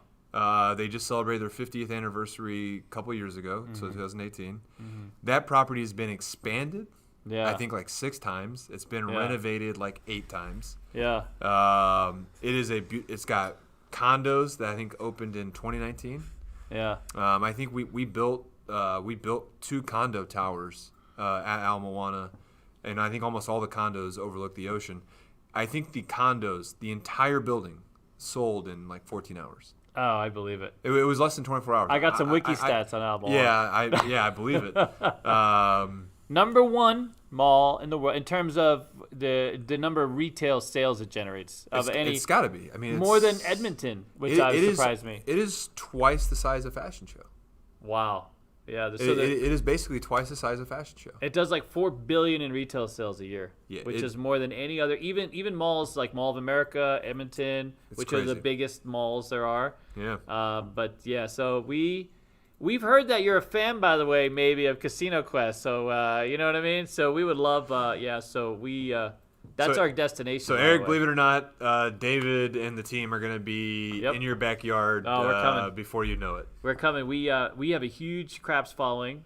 Craps is a big game. We have a lot of people we love out there in Hawaii, and they come to Vegas for craps. A few of them scatter off and play some blackjack, other things, but it's amazing how many of them play craps. It's like they have the golden arm at California. I remember you telling me about that. Oh. That was like my favorite crap stat. Is like, you're like, some people just play to play. I was like, Just to play. Wait, Yep. you don't want to win? Nope. I was like, you play to win money. Like, I want to take this house down. Yeah, they want to They're like, no, like, you throw to see how long you can throw. I was like, Yep. Now that I've played a few times since you telling me that Yep. stat, I was like, I can see why that's a fun challenge. It's big. If you go, by the way, it used to be in the, I don't know if it's moved, this is pre-COVID when it was connected to Main Street, but in the walkway, the overend, the walkway on the California club side, the California side, you'll see the plaque that shows like who rolled and how long they rolled, who were the winner for that That's year. nuts. And a lot of Hawaiians on that plaque. Let me tell you, Yeah? all of them. I wouldn't say all of them, probably, but a lot. It's quite something. It's 2-hour hands, 3-hour hands, 4-hour. Okay, what do we got? We got any more questions? I got 2 short ones. Short ones, all right. I'd like to say that I could deal with the short ones, but All right. What do they mean with Bending Rodriguez? That's from Futurama. yeah, I know who Bender is. What do they mean with Hoya? Hoya. And how old is the fashion show mall? You guys mentioned it earlier, like way earlier when you guys were Hoya? talking. Yeah. Who mentioned that? Am I getting too old? Is my hair interfering with my I may not have memory? enunciated well. That would not be a shock. Hoya? I don't know. All right. Well, how old is the fashion show? So we actually turned 40 this year. 40. Yep. Mm-hmm. Yeah, I'm very intrigued by the Hoya. And I'm distracted. I'm 40 years old. absolutely- Short answer. I like that one. Hoya. Bender. We need more We need details. more Bender. We love Bender. Yeah. Bender's always on a Bender, by the way. I love. Okay, what is the day? In a life like that's a great question. A day in the life of Brent. Oh man. I mean, it first starts with combing my hair. Oh God. Which You know, takes a long time, by the way. Yeah, right? so the day in the life of a mall manager, I think one of the reasons why I absolutely love what I do is there's no 2 days alike. Mm-hmm. And, as I mentioned, I've kind of said a few times like throughout this time is, there's things that I never, ever thought I would have been exposed to being a mall manager, right? From, pest control. Every mall I've had, every mall I've had has had some sort of animal experience. Yeah. I've had feral cats, I've had rattlesnakes, I've had wild boar, I've had beavers. Wild boar at a mall? Yeah. So in Georgetown, Nice. Texas. Georgetown, Texas. It was just about 30 minutes north of Austin. Wow. We had wild boar that came to the property and would eat. We literally just done this like big landscaping job. We just redid this whole area of landscaping. The property has a walking trail, so we did a landscaping project, and lo and behold, the day after we planted, the very next morning, like 3:00 in the morning, we have CCTV. You see, here come 4 boar come up out of the woods and just ate it all, just decimated it. Wow. I've had beavers. Oh, really? Yeah. Wow. Yeah. Because they're big properties. I mean, Yeah. there's a lot going on. Yeah, it's well, a maze. we have big retention ponds with fountains. The beavers chewed through the 2-inch electrical cord that fed the power to these fountains. They didn't die. I don't know how. I guess, I don't know, maybe you got to be grounded, I guess. I don't know. They're in the water. I figured they definitely would have been shocked. But, no, they're perfectly fine. We relocated them, Yeah. So the day in the life usually includes answering one of David's novel emails. That's true. Those take a minute, by the way. They're just as wordy as me. Or reading one of his 28-page business plans when I asked him for one. Yeah. I said just bullet points. Yeah. Brent introduced me to the one sheet, by the way. That's my new catchphrase. One sheet only. Yeah, some of the best business advice that's ever given to me is if you can't fit it on the one page, it's too much. If you can't tell the story to an executive in one page, it's too much. I'm learning. And the other is like let the game come to you. But there's a lot of other things. But yeah, so it really varies. At a minimum, it's talk to my team, find out what's going on in their world today. Mm-hmm. What are they struggling with? What do they need help with? Go walk the mall to make sure that when you're visiting fashion show, my eyeballs have been on the property in some way, shape, or form. I usually drive the property when I first get to it early in the morning. Mm-hmm. And then it's really just time with team members, and then when I walk the mall, I try to talk to a few tenants, what's happening in their life, what are they hearing again. I think constantly mining, I think I said this earlier about listening for complaints and criticisms and critiques. Mm-hmm. You've got to learn that they're not talking about you individually. It's things that are getting in the way of them being as productive and as resourceful and getting us the maximum benefit they can get by, whatever's occurring in their world. Yeah, by the way, his team, very accessible. Well, one of the fears we had when we first opened was, this was a big deal for us. We didn't know how to navigate this. We didn't know what was expected, or we assumed we needed to hire like a consultant to say, okay, we got this place in the mall, now what? But we had you and your team, and they were always reaching out. Hey, can we put your stuff in here? We had Chris, we had all these people. Like, how can we help you? Get when it came to like the sign and the graphics, you guys gave us a lot of direction with that. I mean, it made it a lot very easy. But anyways, good stuff. All right, what else you got? All right, with the malls in decline around the U.S., how is a mall on the Vegas Strip different? Oh, that's a great question from Freeform Aggie. So I'm gonna kind of pick on some of the exact words you used. I would not say malls are on decline. There are going to be malls out there that challenge, and maybe in your market, you may have already seen that take place. Again, as I come armed with like fun stats, because this again is not a first time I ever heard this question, is there are somebody should look this up and like tell us. I looked this up at one time. How many cities in the United States have more than 200,000 people? I want to say the number is like less than 50. Right. I want to say that it's a relatively small number. But when you look at how many malls are in the United States, it's like 500 and something. There's 800 J.C. Penney's. There's 900 TJ Maxx. I mean, there's 1,000 Macy's. Yeah. So when you think about just the pure vast amount of retail that exists, we're just over retail in the United States. One more little fun stat. Per capita retail square foot per capita, how many square feet of retail exists per person in a country. In England, I want to say it's like 8 or 9. In Australia, which is number 2 in the world, is 11. Wow. In the United States, 28. Wow. Really? Yeah, so we are a commerce, service, consumption-based economy. Yeah. And our GDP is very heavily based on service, which is not shocking. Most advanced countries are. Yeah. But so what makes us different than your mall in suburban wherever you live, Angie? I think every mall. I've managed 13 malls in 13 cities now. Every one of the properties has had its own culture, its own feeling to it. And it's because of the environment, the community in which it resides. And every mall is shaped by its community. And when I think about fashion show, what makes it the glitz and the glamour, we have the 80-foot retractable runway, which is the largest runway in the world, retractable runway in the world. Right. We do entertainment, we do fashion shows, we do events, we do things like with CEG and Casino Quest to do the events we did in March Madness when we were introduced to each other. And I think the best malls out there, they rely on their communities and the businesses within their community to help create that uniqueness.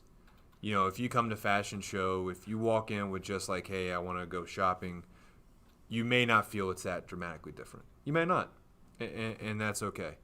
But if you really come in there with like really eyes wide open and you look at everything from the touch point experience that we can offer, you can shop at fashion show, and if you're staying at any one of the properties, we'll deliver your packages to you through Drop It.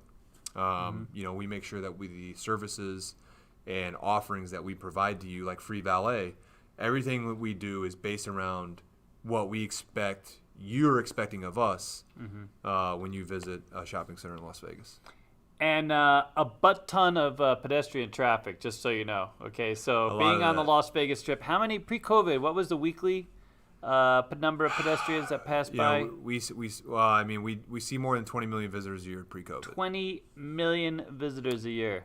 I want to say at one point, this was one of my favorite fun stats, and I think you would appreciate this because of anybody out there that enjoys statistics. You can make statistics say whatever you want, basically.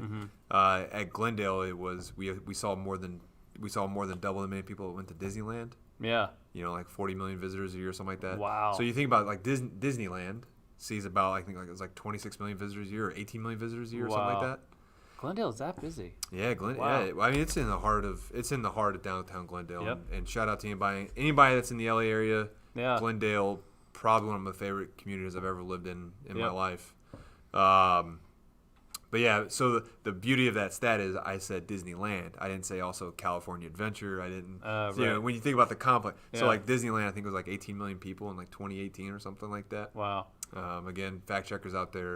It is Yep. the internet. Somebody will correct me, but yeah, it's a lot of people. Tons of people. With Resorts World opening, it's going to be a ton more foot traffic. Can't wait. The foot traffic into that area is going to be ridiculous. All right, what else you got? Thank you, by the way. That's a great question. Does Brent have any keynote tips for Daddy David? I'm just you like saw cheating. that? I'm How do you see that from here? I'm cheating now. Holy smoke!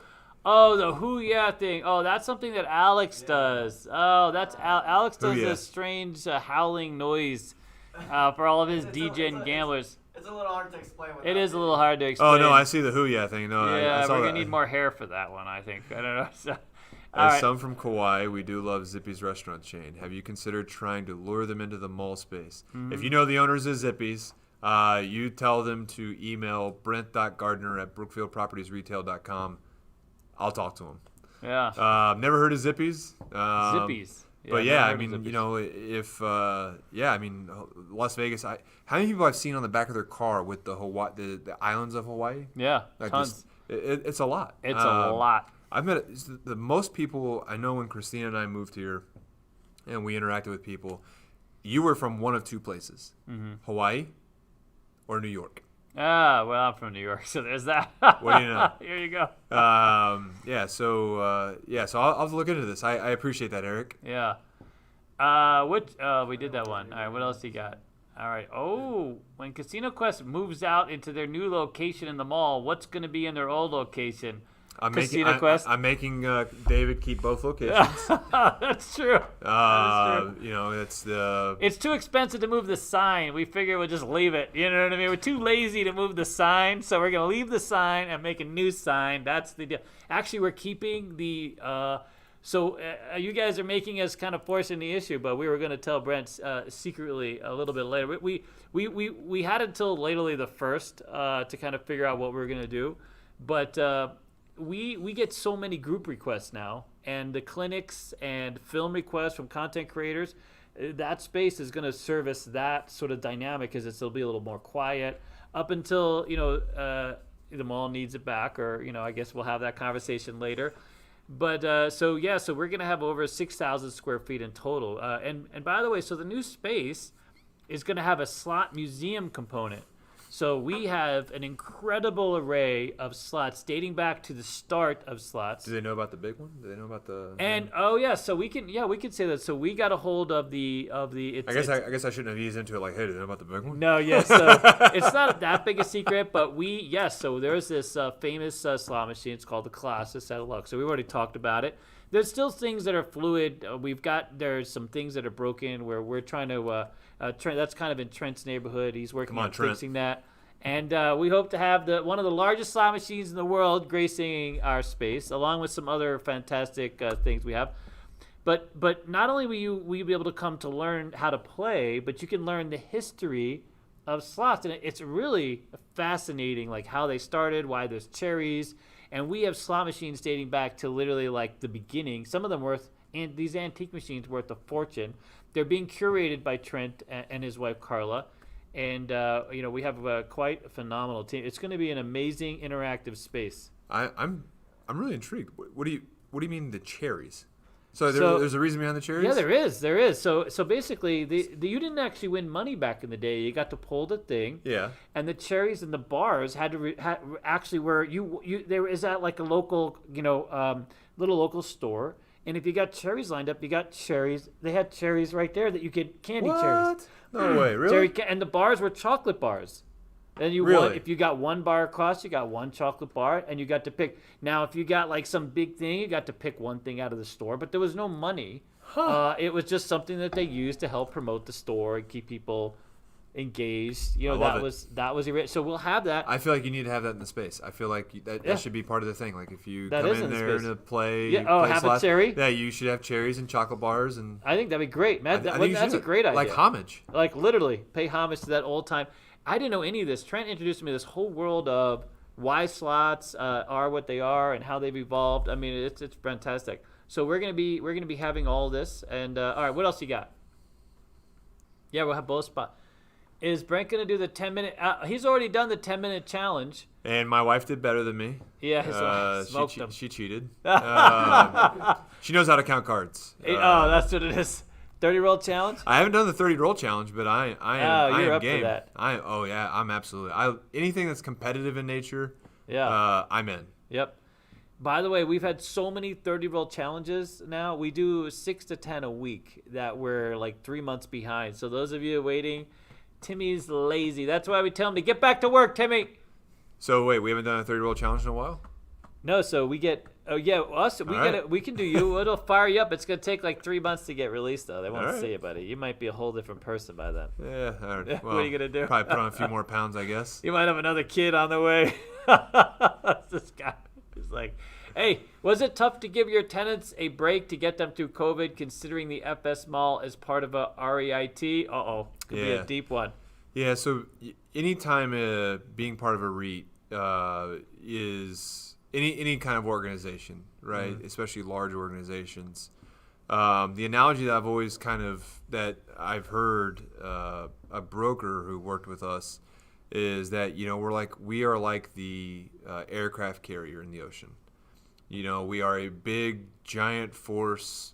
Not that we're any more powerful or that we're more important than any other aspect of the fleet. It's just that our ability to turn nimbly or turn quickly or pivot quickly can be a challenge sometimes. There are layers of approvals. So it takes time. It's a process for sure. I think when, you kind of heard David talking about how we are locally, like my team, with our tenants and anybody that is one of our tenants out there, if you're affiliated or know anybody at a Brookfield property, I think if you know somebody, you're going to know that the phrase that I heard Brian Kingston, who's CEO of Brookfield Property Partners, we are really good people who work really, really hard. Yep. And so it was probably difficult for tenants. We have a lot of locally owned stores and businesses, and for anybody out there that's a business owner, all of us, right? I mean, we've all had to navigate this from different aspects of or different angles in business. It's been tough. Yeah, it's absolutely been tough. So I think it wasn't easy because there are a lot of tough conversations you have to have. Because a tenant who can't pay rent also means it's impacting my ability to maintain the common area that David and a lot of other tenants need us to maintain and keep clean for the guest experience. So this connected world we live in, I think that I can't be more proud of the company I work for, just because we realize a lot of those things, and the support I get internally from my organization and my boss it's been tremendous. And I mean, there are businesses we've lost this year, and of course it's heartbreaking for some of them. Some of them are national retailers. Yep. And that's a natural course of business. But I've also have businesses where I know the mother and father who started the business 20 plus years ago, who had to leave the property because they were older, and they could not risk at all being at the property because they were elderly. And so we lost them. We didn't lose them. They didn't lose their lives. We lost them as a tenant. And that tenant had been in our property for so long. And, those moments absolutely suck. They're absolutely terrible. But, at the end of the day, we get through things. We navigate waters. We do it better together than we ever do being two forces opposing each other. There's always people out there, and if you're a negotiator for a win-lose situation, chances are we are not going to ever be friends. Yep. And if you can't find a way to create a win-win, sometimes there's going to be a little bit of consideration you've got to give more than the other side. But at the end of the day, if you can't find the win-win, I think you're not trying hard enough, right? I think your angle that you're taking is a little too much on the take side. All right, I'm gonna throw a bone in this pile. This is my tooth. This is my pick in my tooth. When COVID first hit, the first landlord to reach out to us was not this landlord, and this is a small local company, local family-owned company. So was Brookfield, this big behemoth of a company. Brent and his team reached out to us first to see where we're at, what we were doing, what our plans were, and to communicate sort of what they had as a strategy moving forward as the mall. And it was amazing because at the time when we were getting those communications, in fact, the mall was one of the last things to close. Prior to that, most of these businesses were optional, and then, of course, they forced a shutdown. But we got no communication from this landlord. In fact, when me and Alex were here, we wished to God that you had been our landlord throughout this whole thing. And we're like, how can we get the hell out of here and move over to a Brookfield property as quickly as possible? Literally, we've had that conversation, by the way. We've literally talked about it. because that's the way forward. I mean, the school is blowing up, and thanks to a lot of great partners out there, we're doing great, and a lot of you. And that's our next move, is literally to sit down and see how we can navigate this ahead, because if the world ever comes to a gripping conclusion again, we want to be under the graceful arms of Brookfield. You know what I'm saying? Yeah. I mean, that's the thing. I'll be honest with you. I was stunned. Because when you talk about that big behemoth, Aria, we just figured you guys would be like ghosts in the wind. You know, here comes your bill, and you know what? Yeah, you'll figure it out. They'll figure it out. And that wasn't at all the case. This place, that was the case. Yeah. This place ratcheted up all of the dialogue and got a lot of PPP. I mean, we were a little butthurt about it, to be honest with you. Yeah. I mean, it was tough. I know a lot of people out there have experienced a lot of different things in this. And we were literally damn near in tears. We sat here at one of these tables talking about how we were going to shut the school. That was the plan. We literally had no way forward. Yeah. And I remember talking to you we were talking, you know, on a more topical base, like how you're doing and that kind of thing. And just to hear your optimism and kind of, you know, there's going to be a way forward, and yes, it's going to take some time. We had these really productive conversations. And I mean, it was fantastic, man. I mean, I can't even begin to tell you. In fact, I think part of that in our relationship is now I sleep well at night, even with this when me and Alex opened the first Casino Quest, it was nerve wracking. I mean, we had a lot on the line. I had my house on the line, sir. I remember. I had a lot, and I was all in because I figured, listen, there's no way. I came from nothing. Zero. I started with zero at Covenant House. There was nowhere else. That's a great thing about having nothing to lose. You just have to keep moving forward. There's nowhere else to go. Yeah. You know what I mean? You can only go up. And I was nervous. There was a lot of sleepless nights. I had a lot of anxiety, and I was a bit off my I wouldn't say off my game, but very nervous. This time around, here I'm going to 4,600 square feet. I got, you know, we have this whole JV going. There's a lot of moving pieces, and you know what? I go home and go right to bed because I know it's going to be fine. I know I'm in the right place. I'm at the right time. We have the right people. You know what I mean? It's a whole different thing in the middle of COVID. In the middle of COVID. Yeah. It's unbelievable. By the way, we'll end up having a lot of thank. We're going to be giving out Teslas, I think, at some point. We'll be like stacking them up. Here's one for you. You've heard it here. Teslas at some point. Well, we got to win stay Keno, true, though. stay loyal. Short-term pain, long-term gain. Yeah, there you go. Short-term. A lot of short-term pain now. All right, what else we got? Do we have any more? Quick note before I show a question. Our dice setter said that he would teach you before you do the 30 roll. Oh, okay. Coach I need Ronnie. that. I'm gonna need it. He does like a tool. What do they call? What does he call it? A tune-up. He does a tune-up on the game. So what he does is, Coach Ronnie, he kind of helps you get comfortable with the dice and this type of right before the 30 roll challenge, or you know, because you're gonna need to like warm up, get a limber, buddy. Makes sense. Because it's a lot of you really got to get that dice throwing down. Because the bar has been set, by the way. We got some really 30 rolls. You got 30 rolls, $300 to make as much money as possible, and end up. Where are we at? What's the record? It's up there. $300. Where they You know what's even more fantastic? There's got to be a dry erase board. I think we have Chuck out there. Is that the number there? $39. $12.39. I can see which that. You would think it would be higher, but it's a little 30 nerve-wracking. rolls. 30 rolls to make as much money as possible, and you can't if you lose your money. If you're like what's his name? Alex? No, Alan Toy. Alan Toy is out in like 9 rolls. I think Alex will make it. Did Alex take the challenge? I'm not sure.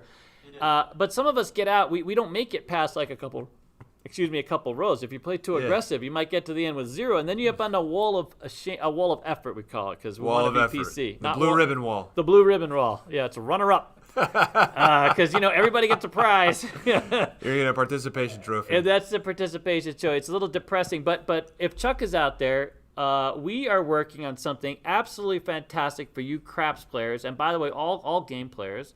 We're going to have more news on that coming forward, but come March, a lot of stuff is happening. We're open Casino Quest. We have our online training platform going live, and we have a new craps application you guys are going to love. We're going to be rolling it out to Patreon, our Patreon members first in beta, and we're going to have these tournaments and these 30-roll challenges all over the world. You'll be able to play it cool. anywhere.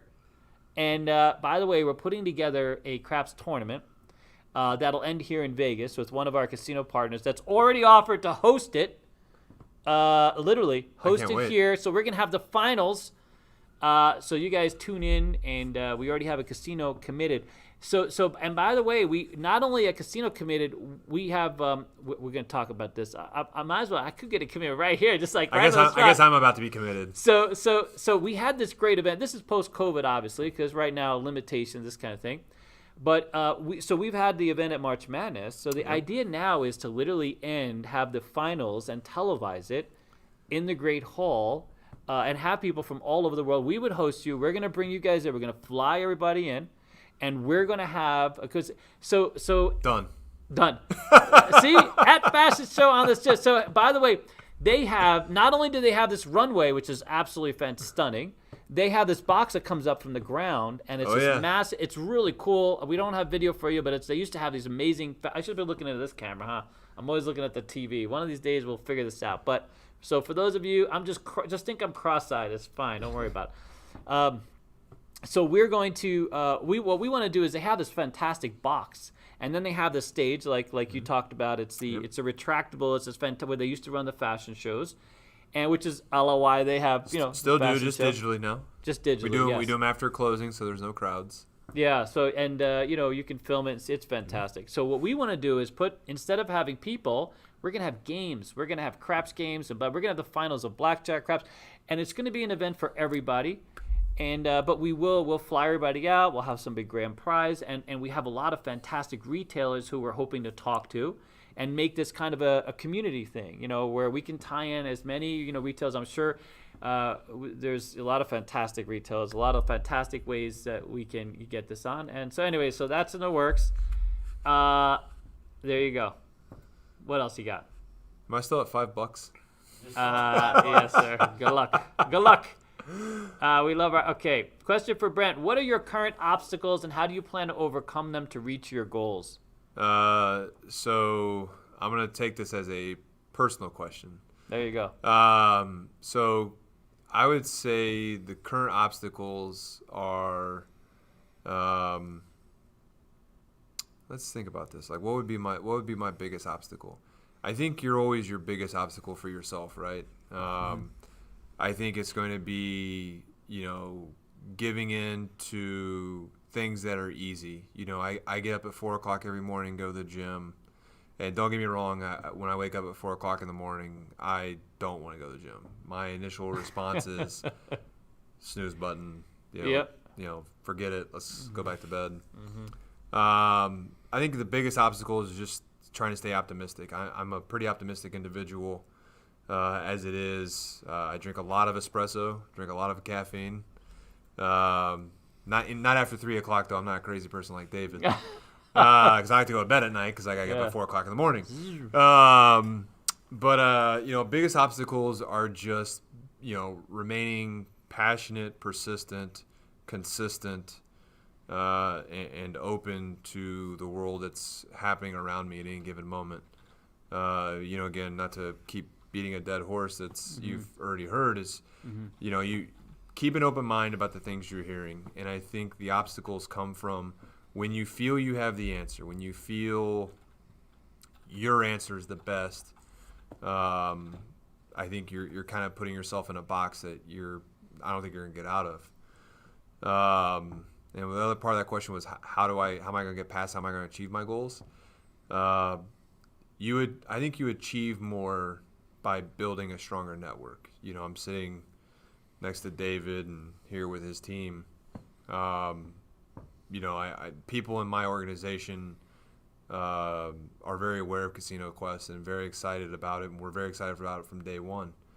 And it wouldn't have happened nor occurred if I hadn't been willing to, I don't want to say extend an olive branch, but to reach out and not be bashful, not be willing to put myself out there. I knew nothing about casinos and what it means to have juice, or what a shoe means when I got here.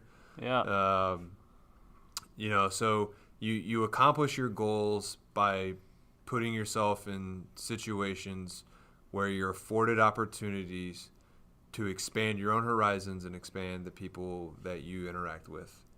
And the more open you are, the more accommodating you are to others. I'm not saying keel over. Yep. Like the lease we gave David. But that's going to be legendary, sir, one of these days. Anyways, go ahead. But yeah, success in life is never accomplished on your own.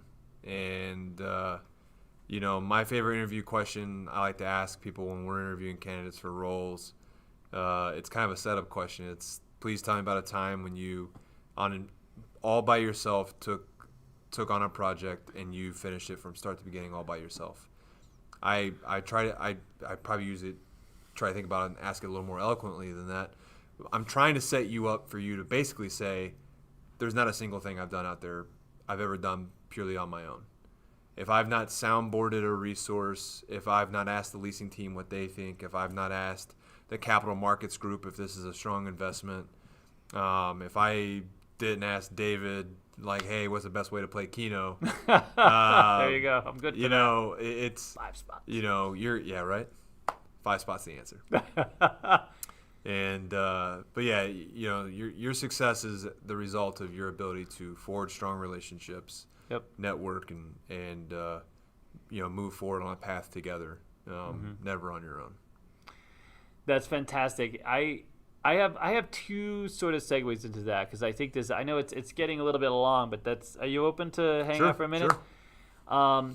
Wife's home with the kid. Kid's probably in bed by now. So. Oh, fantastic. Less diaper duty, dude. It's fine. Yeah. I have a stock recently that went through the roof, and I've been investing in it forever, and everyone's been telling me to get out, take your money and run. Well, I got in at 58 cents. It was a stock called Amatus, and it's a biofuels company, and they've had some issues and some bumps on the road, but the guy that runs the store is fantastic, with a fantastic group of people around him. Yeah. And as much as the company has struggled, but it to me, it always comes back to the people. Yeah. It's the people in the team, because you can have the greatest idea, but if you can't execute, if you're not open to the ideas, if you don't have the right people around you, it doesn't matter. Yeah. The right idea. A lot of people get very impassioned, very passionate, very emotionally attached. But ultimately, it comes to execution. You have to be willing to put it out there. I'm going to tell you guys a really interesting story I have, and I hope you bear with me. It's a little bit of a segue, but it's one time where I was able to influence somebody in a very dramatic way that deals with sort of this and how to sort of move forward in a way. And it might be a little preachy, but a friend of mine who I had been living with, who had zero money, had left his phone somewhere and lost his phone. It wasn't an expensive phone. It was a $50 phone, not a big deal. But it was the phone he needed because he had just applied for a job, and he was trying to get a job, and that phone call was coming to this phone, and he had no money to get another phone. At the time, I had no money to help him get a phone. He had to get this phone back. We called the phone, and someone had picked it up but wasn't willing to give it back. And so I called this person, and I asked them, this is how David, this is so kind of how I think and what I think. I said to him, listen, please don't hang up the phone. Just give me 1 minute just to talk to you for 1 minute. And I said, just do me a favor. I want to tell you first that my friend doesn't have a lot of money. You can see that based on the phone that's literally in your hand, and needs that phone for a job that he's trying to get tomorrow. All I want you to do is look around and see where you're at. And if you're not at the right place, and if you feel like you haven't done the best for you, then just know the reason for that are the choices that you have made in life and the people that you have surrounded yourself. Yep. By the simple act of giving that phone back and returning it to where you got it, because we don't want to get you in trouble, we don't want to create that, you will have made a new choice and started a new direction for you. And don't you know that a half hour later, I literally took my friend back. It was outside of 7-Eleven that he had dropped it. I took him back, and there was the flippin' phone. That guy had returned it right there where he had found it. That's awesome. And that's literally like that. That's the thing. It all comes down to, in the moment. Sometimes you're faced with adversity, like this whole COVID thing. But you know what? Me and Alex left that day with it. We made the decision, literally right there, to just. We had what else are we going to do? This is all we know. We're dealers. This is our passion. The school's our passion. People are our passion. There was nowhere else. You know what I mean? Yeah. And so that's what we found in that moment, the choice to make together and to just sort of move forward and do what we had to do. And that's always what we have done. We had one of our competitors, this you don't have to comment, put a billboard in our parking lot, and we thank him for that. Because, he put up one of our competitors. What is it? What is it? Something is the best sense of flattery. Yeah. Imitation. Imitation. Imitation is the best form of flattery. You know what's fantastic is how many people that we have had stop into school thinking like, it's hey, our this billboard? Is you right here, right? Yeah, they're like, pull right in. Yeah, sure. Yeah, no worries. And I don't even comment. I'm like, oh, that sign out there. Yeah, no. How'd you hear about us? The billboard? They even use your colors, I think, right? Yeah. They even use our colors because you can't make out their exact name so that it could be us. And you know what? That's fine. We put a target. We have a target on our back. We're moving forward, but we're making the right choices. If you talk to the dealers out there, in the middle of COVID, we have had 80 hires. 80 hires. Now, normally we'd have more hires because, let's face it, it's not the easiest time to find people jobs. But we have been successful in that. Because, again, we just stay true. Like, if you come in my door and I sign you up for school and I talk to you about a job placement, it's not because I'm thinking about it or selling you. I'm committed to that. That's the truth. Right. If I don't have that truth for you, we don't sell a narrative. We don't sell you what you want to hear. Yeah. Anyways, all right, there you go. Preachy David. All right, what else you got, buddy? Oof.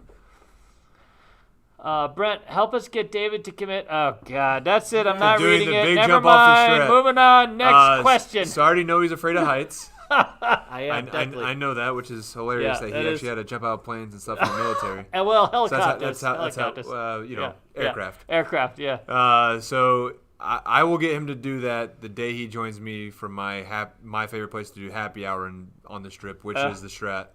The Strat? 4 to 10, half price drinks. Yep. Shout out to the Strat.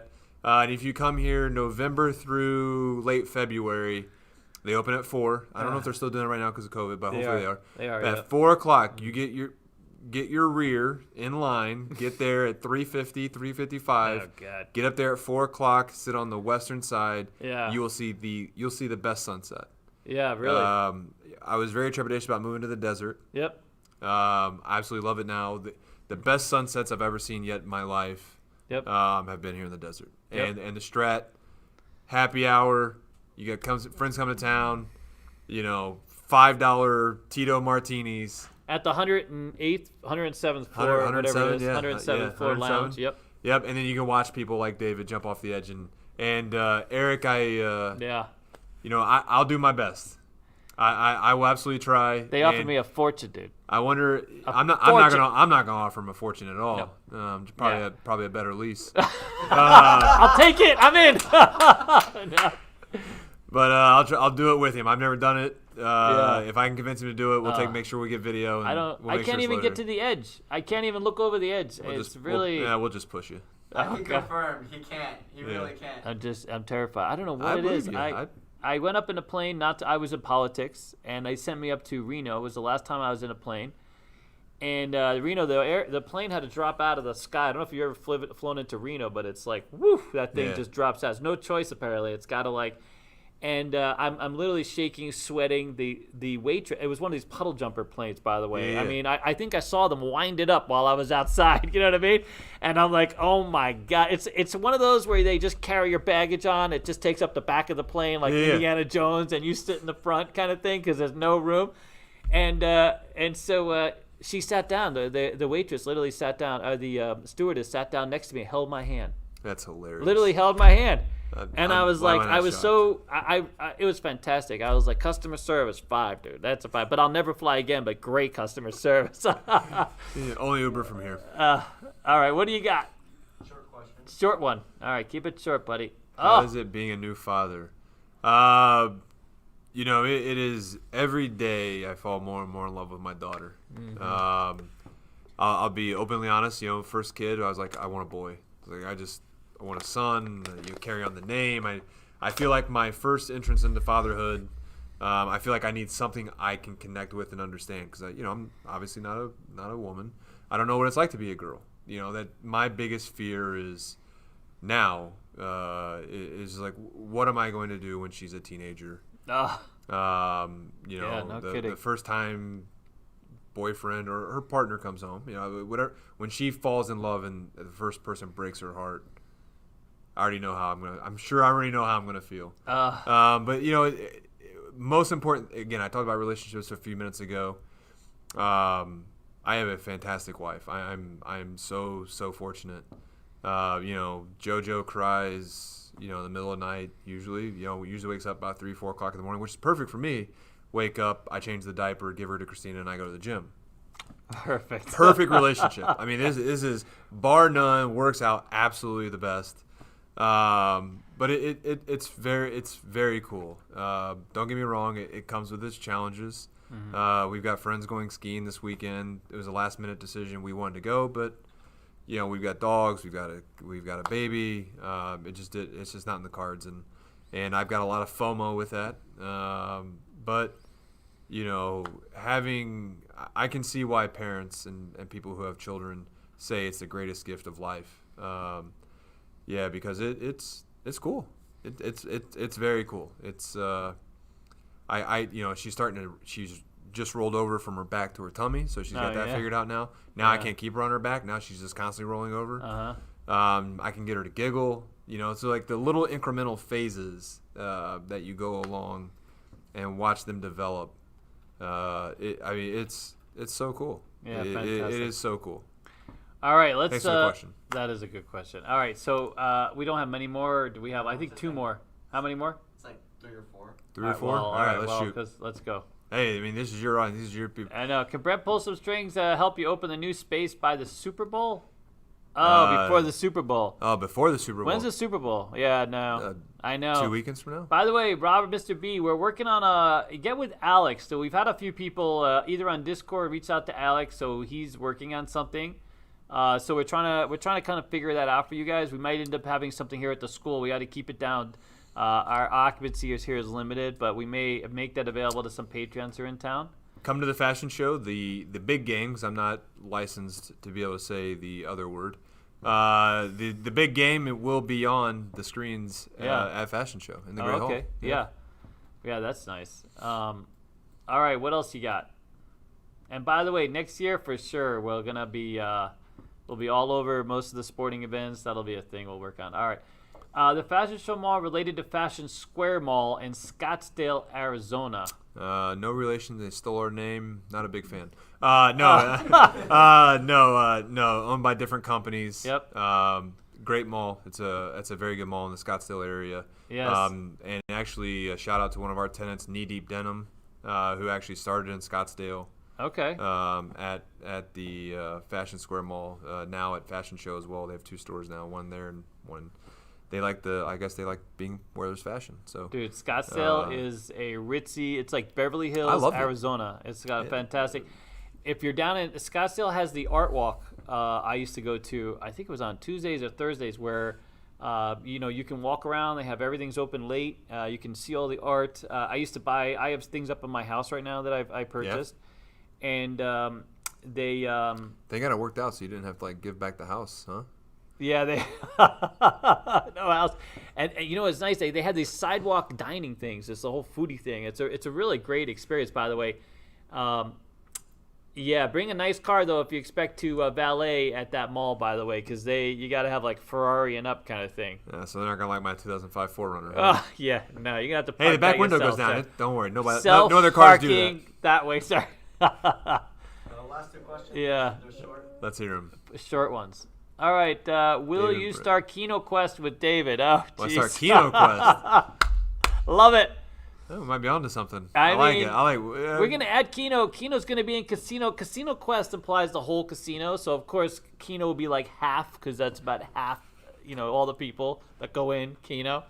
All right, what is your dream store to have at Fashion? Are you missing anything? So what's the dream store to have at Fashion Show? Man, that's a good question. What are you missing? I would say if there's something I'm feeling missing, it's not going to be retail. It's going to be food.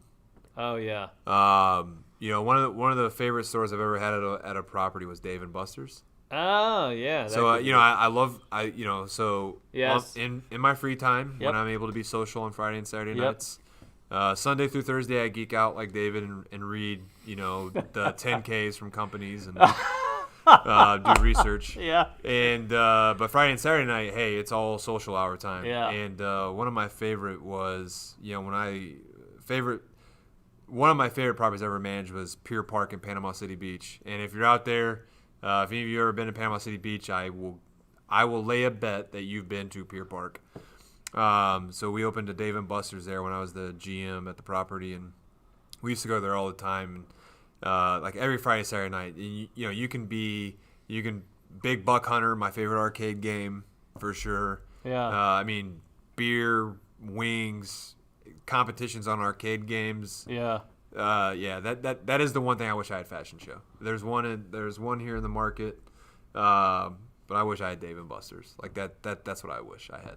Food and so it's becoming, Vegas, by the way, is becoming like foodie capital now. Oh, the food here is unbelievable, is unreal. off the charts. Yeah, if you can't find a good, shout out to like Las Vegas Eater Vegas, a couple things on Instagram. I love Instagram only for recommendations and for funny food, funny dog memes and stuff like that. But but yeah, the food scene here. Oh, it's just ridiculous. It's unreal. Like it really is unreal. Like Herbs and Rye right down the street. Yep. Probably one of my favorite steakhouses. By the way, they invited us to go down. Hey, they had Sugar Factory. Yeah. At Fashion Show, by the way. We tried to get in there the other day and book. They were all the reservations were sold out. Yeah. People, you have to get there early. And by the way, if you're going to go there, apparently reserve like the day before. Yep. We were told about their I wanted some breakfast kind of food, and they have like these ridiculous pancakes that now I like have to have. I have to have. What you're talking about. Yeah, so I've only heard of them, but now we have to go. So that's the thing. So there's Sugar Factory. There's they have everything. Fashion Show has got Maggiano's. They've got Maggiano's Capital Grill. Capital by far, Grill. Like my. Yep. Those are my favorite. Capital Grill is like my favorite restaurant. Which one's the sushi one? Raw Sushi? Raw Sushi. Or Benihana. There's a burger place. Yep. But there's room for more, sir. Get cracking, will you? Dunkin' Donuts under construction. Yeah, Dunkin' Donuts is under construction. I'm sorry, just Dunkin'. Sorry. And sorry. we were can I say that we were very sad to see Grimaldi's because it was kind of a small pizza place. Yeah, I mean it was. They're still over at Grand Canal Shops. Yep, so across the street. They're close. They're very close by to our other property. But yeah, they did such a great job with pizza. I mean, dude, fantastic. You can't go wrong. Pizza. You can't go wrong with pizza. Yeah, no, we love pizza. Can we get a new pizza place in there? You go to Genie's. Genie's in Nordstrom.